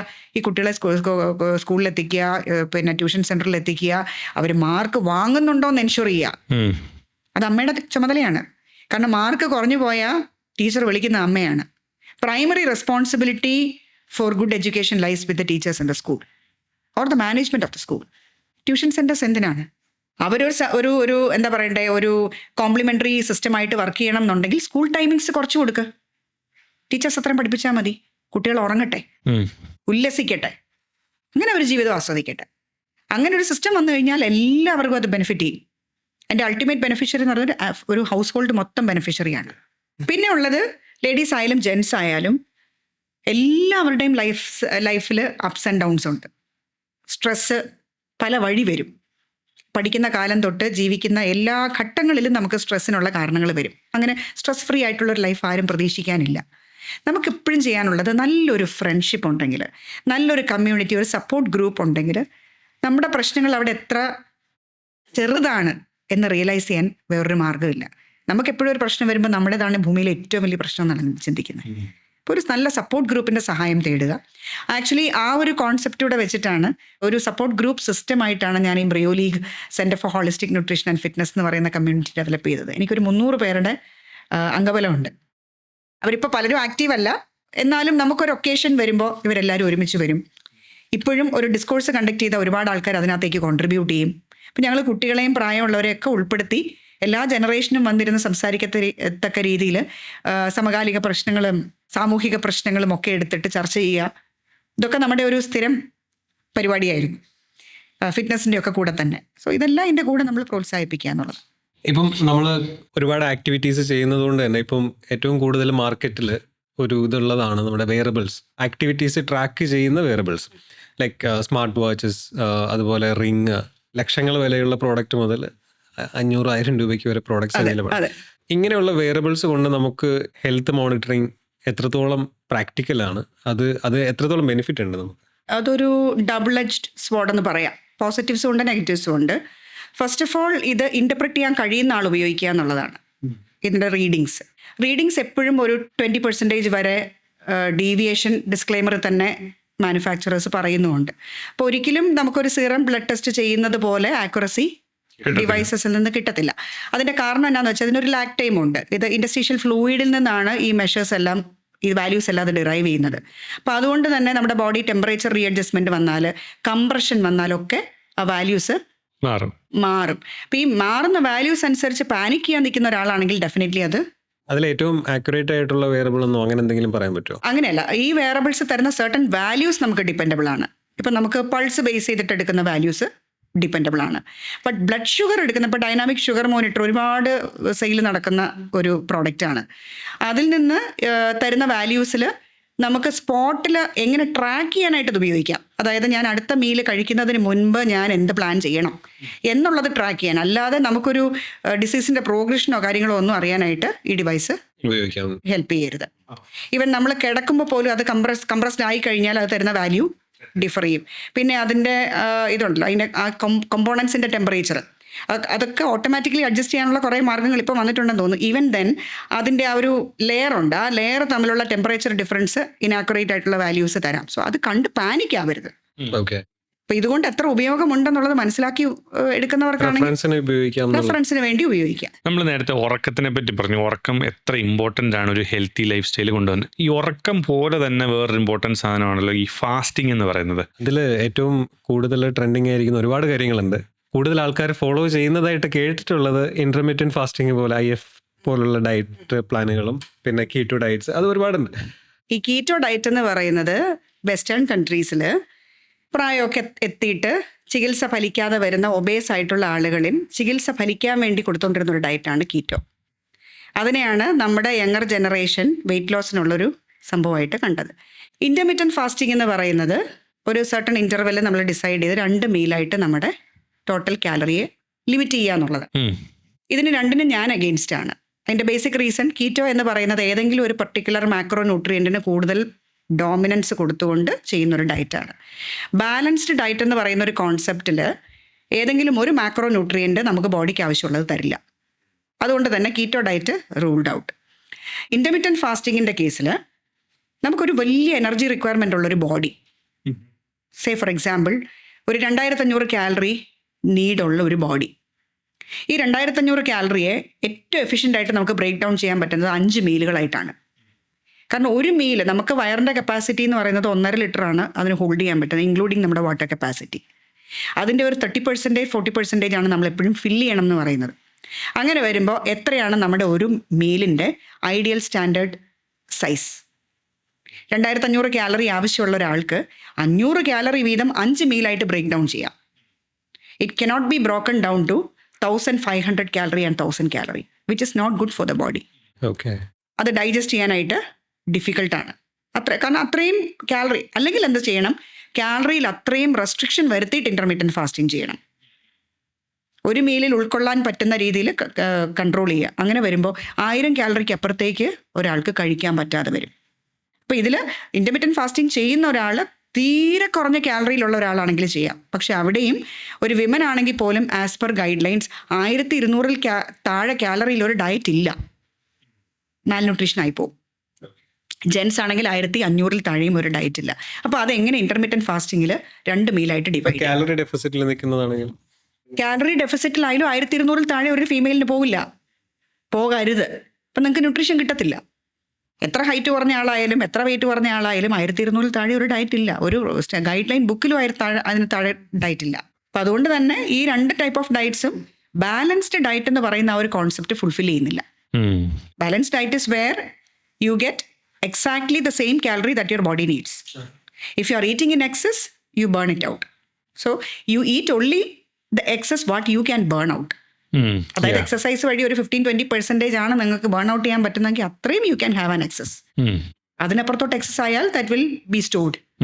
ഇപ്പോൾ ഇൻ്റർമീഡിയറ്റ് ഫാസ്റ്റിംഗ് പറയുകയാണെങ്കിൽ അതിനൊരു ഒരു സ്റ്റോറി ഞാൻ പറയാം. ഒരു എക്സ്പീരിയൻസ് ആണ്.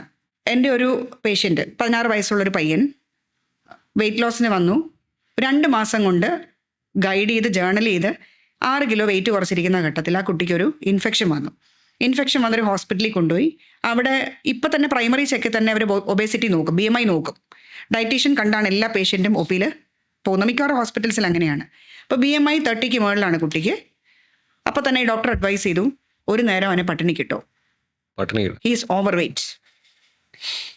വെയ്റ്റ്. ഒരു മുസ്ലിം ഫാമിലി എന്നുള്ള കുട്ടിയാണ്. നന്നായിട്ട് ഭക്ഷണം ആസ്വദിക്കുന്ന പ്രായം, നല്ല ഭക്ഷണം കുക്ക് ചെയ്യുന്ന ഒരു ഫാമിലി. ഒരു നേരം കുട്ടിയെ പട്ടിണി കിട്ടോ. ഈ അമ്മ എന്നെ വിളിച്ചു, ഡോക്ടർ ഇതാ പറയുന്നത്. ഞാൻ 5 മീലായിട്ട് കുട്ടിക്ക് കൊടുത്ത് 6 കിലോ കുറച്ചിട്ടിരിക്കുന്ന എന്നോട് ഡോക്ടർ ഇതാണ് പറയുന്നത്. അവർക്ക് വാല്യൂ എപ്പോഴും ഡോക്ടർ പറയുന്നതാണ്. എനിക്ക് ഡോക്ടേഴ്സിനോട് പറയാനുള്ളത്, അവരുടെ എക്സ്പെർട്ടൈസ് ഉള്ള ഏരിയ അവർ ചെയ്യുക. ഞങ്ങൾ ചെയ്യേണ്ട ജോലി ഞങ്ങൾ ചെയ്തോളാം, വിട്ടേക്ക്, ഞങ്ങൾ സമയം എടുത്തോളാം. ബട്ട് പ്രിവെൻറ്റീവ് കെയറിൽ എത്ര ഡോക്ടേഴ്സിന്, എത്ര ഹോസ്പിറ്റൽസിന് ഇന്ന് ഇൻട്രസ്റ്റ് ഉണ്ട്. They are looking at the curative area because that is where they can make money from. So അത് വിട്ടിട്ട് പേഷ്യൻറ്റിനെ കുറിച്ച് ജെനുവിൻ കൺസേൺ ഉള്ള ഒരു അവസ്ഥയിലേക്ക് ഡോക്ടേഴ്സും മാനേജ്മെൻറ്റ് ഓഫ് ഹോസ്പിറ്റൽസും എത്തുന്നിടത്ത് ഈ പ്രശ്നങ്ങൾക്കെല്ലാം പരിഹാരം ഉണ്ടാവും. മാമിൻ്റെ മറ്റൊരു ഗ്രൂപ്പിനാണല്ലോ വെൻ എന്ന് പറഞ്ഞിട്ട്, വിമൻ ഓൺടർപ്രണേഴ്സ് നെറ്റ്വർക്ക്. യെസ്. അപ്പോൾ അത് ഈ പറയുന്ന ഒരു കൂട്ടായ്മ പോലെ, അതായത് സപ്പോർട്ടീവ് ആയിട്ടുള്ളൊരു ഗ്രൂപ്പാണല്ലോ. അതെ, എസ്പെഷ്യലി നമ്മുടെ ട്രിവാൻഡ്രത്തുള്ളൊരു ഓൺടർപ്രണേഴ്സിന്റെ ഒരു ഗ്രൂപ്പാണ് അത്, വിമൻ ഓൺടർപ്രണേഴ്സ്. അപ്പോൾ ട്രിവാൻഡ്രത്തിനെ പറ്റി പറയുകയാണെങ്കിൽ അത് ട്രിവാൻഡ്രത്തിലൂടെ എന്താണ് കാണുന്നത്? വിമൻ ഓൺടർപ്രണേഴ്സ് നെറ്റ്വർക്ക് എന്ന് പറയുന്നത് ഒരു 6 വർഷം മുൻപ് ഒരു ചെറിയ വാട്സാപ്പ് ഗ്രൂപ്പിലൂടെ കുറച്ച് സ്ത്രീ സംരംഭകർ ചേർന്ന് സ്റ്റാർട്ട് ചെയ്തൊരു സംരംഭമാണ്. അത് ഷീല കൊച്ചോസെപ്പ് ചിറ്റിലപ്പള്ളി ആയിരുന്നു അതിന് നേതൃത്വം കൊടുത്തത്. അന്ന് അവരുടെ ഒപ്പം ഉണ്ടായിരുന്ന ഒരു 10ഓളം ആൾക്കാരുണ്ടായിരുന്നു. അവരൊക്കെ നമ്മുടെ കോർ അഡ്വൈസറീസ് ആയിട്ട് വർക്ക് ചെയ്യുകയാണ്. നെറ്റ്വർക്കിൻ്റെ ട്രിവാൻഡ്രം ചാപ്റ്ററിൻ്റെ കറണ്ട് ടേമിൻ്റെ പ്രസിഡൻ്റാണ് ഞാൻ. അപ്പം ഞാൻ ബൈ ആക്സിഡൻറ്റ് ബിസിനസ്സിലേക്ക് വന്ന ഒരാളായതുകൊണ്ട് ബിസിനസ്സിൻ്റെ ബാലപാഠങ്ങൾ ഞാനും ഇപ്പോൾ ഇതിലൂടെ പഠിക്കുന്നേ ഉള്ളൂ എന്ന് വേണേൽ പറയാം. അതിൻ്റെ main vision, women entrepreneur network എന്ന് പറയുന്ന ഈ ഒരു ഓർഗനൈസേഷൻ്റെ മെയിൻ വിഷൻ എന്ന് പറയുന്നത് സംരംഭകത്വത്തിലേക്ക് വരാൻ ആഗ്രഹമുള്ള പെൺകുട്ടികളെ അല്ലെങ്കിൽ സ്ത്രീകളെ അതിനുവേണ്ടി പര്യാപ്തരാക്കുക. അതിനുവേണ്ടിയാണ് ഈ സംഘടന പ്രവർത്തിക്കുന്നത്. അപ്പോൾ ഇതിൽ ഓൾറെഡി ബിസിനസ്സിൽ എസ്റ്റാബ്ലിഷ്ഡ് ആയിട്ടുള്ളവരുണ്ട്, വളരെ എക്സ്പീരിയൻസ്ഡ് ആയിട്ടുള്ള നല്ല അനുഭവ സമ്പത്തുള്ള ആൾക്കാരുണ്ട്, ഒപ്പം സ്റ്റാർട്ടപ്പ് ബിസിനസ്സിലേക്ക് കടന്നവരുണ്ട്, ചെയ്യണമെന്നുള്ള ആഗ്രഹമായിട്ട് വരുന്ന കുട്ടികളുണ്ട്. അപ്പോൾ ഇവരെല്ലാം ആ ഒരു ലേണിങ്ങിൻ്റെ പാതയിലൂടെ കറക്റ്റായിട്ട് ഗൈഡ് ചെയ്ത് കൊണ്ടുപോകുക എന്നുള്ളതാണ് വിഷൻ. അപ്പം പരസ്പരം സപ്പോർട്ട് ചെയ്യുക, പരസ്പരം എൻകറേജ് ചെയ്യുക, കൂട്ടത്തോടെ ലേൺ ചെയ്യുക, ഇതൊക്കെയാണ് അതിൻ്റെ ഒരു പ്രൈമറി വിഷൻ. തിരുവനന്തപുരത്തെ സംബന്ധിച്ചിടത്തോളം ഞാൻ കാണുന്ന ഒരു പ്രോസ്പെക്റ്റ് എന്ന് പറയുന്നത് നമ്മുടെ എല്ലാ ഗവൺമെന്റ് ഡിപ്പാർട്ട്മെന്റ്സും ട്രിവാൻഡ്രത്താണ് വർക്ക് ചെയ്യുന്നത്. കൂടുതലും ഐഡിയാസ് ജനറേറ്റ് ചെയ്യപ്പെടുന്നത് ഒക്കെ ഇവിടുന്ന് തന്നെയാണ്. സംഘടനാ തലത്തിൽ ഒരുപാട് കമേഴ്ഷ്യൽ സ്ഥാപനങ്ങളും ഓർഗനൈസേഷൻസും ഗവൺമെന്റുമായിട്ട് ഒരുപാട് ഇന്ററാക്ട് ചെയ്യുന്നുണ്ട്. Like chamber of commerce and industry Trivandrum orient ചെയ്ത് വർക്ക് ചെയ്യുന്നതാണ്. അപ്പം നഗരത്തിൻ്റെ ഡെവലപ്മെന്റിന് വിമൻ ഓൺടർപ്രണേഴ്സ് എന്നുള്ള രീതിയിൽ ഞങ്ങളിൽ ഓരോരുത്തർക്കും കോൺട്രിബ്യൂട്ട് ചെയ്യാൻ കഴിയുക ഞങ്ങൾക്ക് പഠിക്കാനും വളരാനുമുള്ള അവസരം ഇവർ തരുന്നതിലൂടെയാണ്. അപ്പം ഞങ്ങൾക്കിപ്പോൾ നേരിടുന്ന ഏറ്റവും വലിയ ചാലഞ്ച് എന്താണെന്ന് വെച്ചാൽ ഞങ്ങൾക്ക് ഒരുപാട് ആൾക്കാർ പഠിക്കാനുണ്ട്, പഠിപ്പിക്കാൻ ഞങ്ങളുടെ കയ്യിൽ റിസോഴ്സസും ഉണ്ട്. ഞാൻ പറഞ്ഞ പോലെ നല്ല അനുഭവ സമ്പത്തുള്ള ആളുകൾ നമ്മുടെ കൂട്ടത്തിലുണ്ട്, പഠിപ്പിക്കാൻ ഞങ്ങൾ വില്ലിങ്ങുമാണ്. ഇതിനൊരു കോസ്റ്റ് ഉണ്ട്. നമുക്ക് ഇത്രയും പേരെ ഒന്ന് കൂട്ടിയിരുത്തി ഇത് ഫെസിലിറ്റേറ്റ് ചെയ്യണമെന്നുണ്ടെങ്കിൽ അതിനുള്ള ഒരു സ്ഥലം ഞങ്ങൾക്കില്ല. അപ്പോൾ ഇതിനെല്ലാം വരുന്ന കോസ്റ്റുകൾ ഇവരിൽ നിന്ന് റിക്കവർ ചെയ്യുക എപ്പോഴും പോസിബിൾ അല്ല. ഞങ്ങൾക്ക് അങ്ങനെ സ്പെൻഡ് ചെയ്യാനായിട്ടുള്ള അത്രയും ഒരു ബേസ് ഇല്ല. അതൊക്കെ കൊണ്ട് ഇപ്പോൾ ചേംബർ ഓഫ് കൊമേഴ്സ് പോലെയുള്ള ഓർഗനൈസേഷൻസ് നമുക്ക് സ്പേസ് തരിക, നമുക്ക് ഫെസിലിറ്റേറ്റേഴ്സിനെ തരിക, ഞങ്ങൾ ഓൺടർപ്രണേഴ്സിനെ ഞങ്ങൾ കൊടുക്കാം. അപ്പോൾ ഇത്തരം കാര്യങ്ങളിലൂടെയൊക്കെ നമുക്ക് ഒത്തിരി ഒത്തിരി ഒത്തിരി കോൺട്രിബ്യൂഷൻസ്. വിമൻ എപ്പോഴും തിങ്ക് ചെയ്യുന്നത് out of the box. Women എപ്പോഴും ഒരുപാട് ഇന്നോവേറ്റീവായിട്ട് തിങ്ക് ചെയ്യാൻ മെന്നിനേക്കാളും കേപ്പബിൾ ആയിട്ടുള്ള ആൾക്കാരെന്നാണ് ഞാൻ വിശ്വസിക്കുന്നത്. പിന്നെ കുറച്ചുകൂടെ പെർസിവിയറൻസ് ഉണ്ട്, കുറച്ചുകൂടെ ഡിറ്റർമിനേഷൻ ഉണ്ട്, അങ്ങനെ ആത്മാർത്ഥത കുറച്ചുകൂടെ കൂടുതലുണ്ട്. അപ്പോൾ അതൊക്കെ പരമാവധി ക്യാപിറ്റലൈസ് ചെയ്യാനായിട്ട് ഇതുപോലുള്ള ഓർഗനൈസേഷൻസ് ആ ലിങ്കേജസ് ഡെവലപ്പ് ചെയ്ത്, ഗവൺമെൻറ്റുമായിട്ടുള്ള ലിങ്കേജസ് ഡെവലപ്പ് ചെയ്ത് ഞങ്ങൾക്ക് അവസരം തന്നു കഴിഞ്ഞാൽ ഡെഫിനറ്റ്ലി ഞങ്ങൾക്ക് ഒരുപാട് ആ ഏരിയയിൽ ഇമ്പ്രൂവ്മെൻറ്റ്സ് കൊണ്ടുവരാൻ പറ്റും. ഇപ്പോൾ ട്രിവാൻഡ്രത്തിൻ്റെ ഡെവലപ്മെൻറ്റ് എങ്ങനെയാണ് നമ്മൾ ഒരു ഓർഗനൈസേഷൻ എന്നുള്ള നിലയ്ക്ക് കാണുന്നത്? വളർച്ച എനിക്ക് തോന്നുന്നു ട്രിവാൻഡ്രം ഇപ്പോൾ കൂടുതൽ ഫോക്കസ് ചെയ്യുന്ന വിഴിഞ്ഞത്തിലാണെന്ന് തോന്നുന്നു. ഇൻവെസ്റ്റ്മെന്റ് കൂടുതലാണ്. ഇൻവെസ്റ്റ്മെന്റ് എല്ലാം അങ്ങോട്ടാണ്, ഫോക്കസ് മൊത്തം വിഴിഞ്ഞത്തിലാണ് നിൽക്കുന്നത്. കാരണം ഡെഫിനറ്റ്ലി നമുക്ക് ട്രിവാൻഡ്രം എന്ന് പറയുന്നത് ആസ് എ സിറ്റി ഗ്രോ ചെയ്യണമെന്നുണ്ടെങ്കിൽ നമുക്ക് ആ ഒരു എക്സ്പോഷർ വേൾഡിൻ്റെ മുമ്പിൽ ഗ്ലോബലി നമുക്ക് ആ ഒരു എക്സ്പോഷർ കിട്ടണമെങ്കിൽ ഡെഫിനറ്റ്ലി വിഴിഞ്ഞം എന്ന് പറയുന്ന പ്രോജക്റ്റ് ഇമ്പോർട്ടൻ്റ് ആണ്. But at the same time ഞാൻ കഴിഞ്ഞ ദിവസം എനിക്കുണ്ടായ ഒരു എക്സ്പീരിയൻസ് പറയാം. എനിക്ക് വൈകിട്ട് 10 മണിയുടെ നിസാമുദ്ദീൻ എക്സ്പ്രസ്സിൽ കോഴിക്കോടേക്ക് പോകണം. 9:10 വെള്ളയമ്പലത്തിൽ നിന്ന് ഇറങ്ങി. എനിക്ക് 5 മിനിറ്റ് മതി തമ്പാനൂർ റെയിൽവേ സ്റ്റേഷനിലെത്താൻ. 9:30 മണിക്ക് ഫ്ലൈ ഓവറിൻ്റെ അവിടെ എത്തിയ ഞാൻ 9:45 വണ്ടി നീങ്ങില്ല എന്ന് കണ്ടപ്പോൾ എൻ്റെ പെട്ടിയെടുത്ത് തലയിൽ ചുമന്ന് ഞാൻ റെയിൽവേ സ്റ്റേഷനിൽ എത്തേണ്ടി വന്നു. ഈ ഡെവലപ്മെൻ്റ് അല്ല ഞങ്ങൾ ട്രിവാൻഡ്രം കൊണ്ട് ഉദ്ദേശിക്കുന്നത്. അപ്പോൾ ഫോക്കസ് എല്ലാ ഏരിയാസിലേക്കും പോകണം. അതായത് നമുക്ക് ട്രാൻസ്പോർട്ടേഷൻ എന്ന് പറഞ്ഞ മെയിൻ കണക്ടിവിറ്റി തരുന്ന എല്ലാ സ്ഥലങ്ങളിലേക്കും നമ്മുടെ ഫോക്കസ് പോകണം. പിന്നെ ഒരു മഴ പെയ്യുമ്പോൾ ഉള്ള ഫ്ലഡ്, ഇത്തരം കാര്യങ്ങൾക്കൊക്കെ ഒരു പരിഹാരം ഉണ്ടായാൽ ഡെഫിനറ്റ്ലി നഗരം ഗ്രോ ചെയ്യുന്നു, നമ്മൾ ആ ഒരു സ്റ്റാൻഡേർഡ്സിലേക്ക് എത്തുന്നു എന്ന് നമുക്ക് വിശ്വസിക്കാൻ പറ്റും. കാണുന്ന സ്വപ്നങ്ങൾ കുറച്ച് കൂടുതലായിരിക്കും. ഫ്ലഡ് കൊണ്ട് അഫക്റ്റഡ് ആവാത്ത ഒരു നഗരം, ഒരു VIP വന്നാൽ 3 ദിവസം ബ്ലോക്കിൽ അകപ്പെട്ടു പോകാത്തൊരു നഗരം, ഉദ്ദേശിച്ച എസ്റ്റിമേറ്റഡ് ടൈം കൊണ്ട് നമുക്ക് നമ്മുടെ ഡെസ്റ്റിനേഷനിൽ എത്താൻ പറ്റുന്ന രീതിയിലുള്ള നഗരത്തിൻ്റെ വളർച്ച, ഇതൊക്കെ കുണ്ടും കുഴിയും ഇല്ലാത്ത റോഡുകൾ, ഇതൊക്കെയാണ് ഞങ്ങളുടെ സ്വപ്നങ്ങൾ. അത് കണ്ട ശേഷം വലിയ സ്വപ്നങ്ങളിലേക്ക് കാണാം. അതായത് ഇപ്പോൾ വിഴിഞ്ഞത്തിനോ എയർപോർട്ടിനോ കൊടുക്കുന്ന അറ്റൻഷൻ കുറച്ചൊന്ന് ബാക്കിയുള്ള ഇടങ്ങളിലേക്ക് കൂടെ കൊടുത്താൽ ഒത്തിരി പെട്ടെന്നൊന്നും വേണമെന്ന് പറയില്ല, ഒരു 5 years ഡൗൺ ദ ലൈൻ. കാരണം ഗ്ലോബലി അറ്റൻഷൻ കിട്ടുന്ന ഒരു നഗരമായി മാറുമ്പോൾ അത്രയും ഒരു വളർച്ച മിനിമം, അസൗകര്യം കുറച്ച് കൊടുക്കുക എന്നുള്ളത് ചെയ്യാൻ കഴിയണം എന്നുള്ളതാണ്. ഒരുപാട് ന്യൂട്രീഷനെ പറ്റി ഒത്തിരി കാര്യങ്ങളാണ് നമ്മൾ ഡിസ്കസ് ചെയ്തത്. Thank you so much. ഇത്രയും ഇൻഫോർമേറ്റീവ് ആയിട്ടുള്ള ഒരുപാട് സാധനങ്ങൾ നമുക്ക് പറഞ്ഞു തന്നതിനും. ഞാൻ പറഞ്ഞു, എനിക്ക് തോന്നുന്നു ഒത്തിരി സിമ്പിൾ ആയിട്ടുള്ള കാര്യങ്ങൾ തന്നെയാണ്, ഒട്ടും കോംപ്ലക്സ് ആയിട്ടുള്ള സൊല്യൂഷൻസ് അല്ല. ഒന്ന് ഡിറ്റർമിൻഡ് ആവുക എന്നുള്ളത് മാത്രമേ ഉള്ളൂ. മനസ്സിലാക്കാനായിട്ടുള്ളൊരു മനസ്സ് വേണം, കറക്റ്റ് ചെയ്യാനായിട്ടുള്ളൊരു പ്രിപ്പറേഷനും വേണം. ഇത്രയേ ഉള്ളൂ. Thank you so much. Thank you.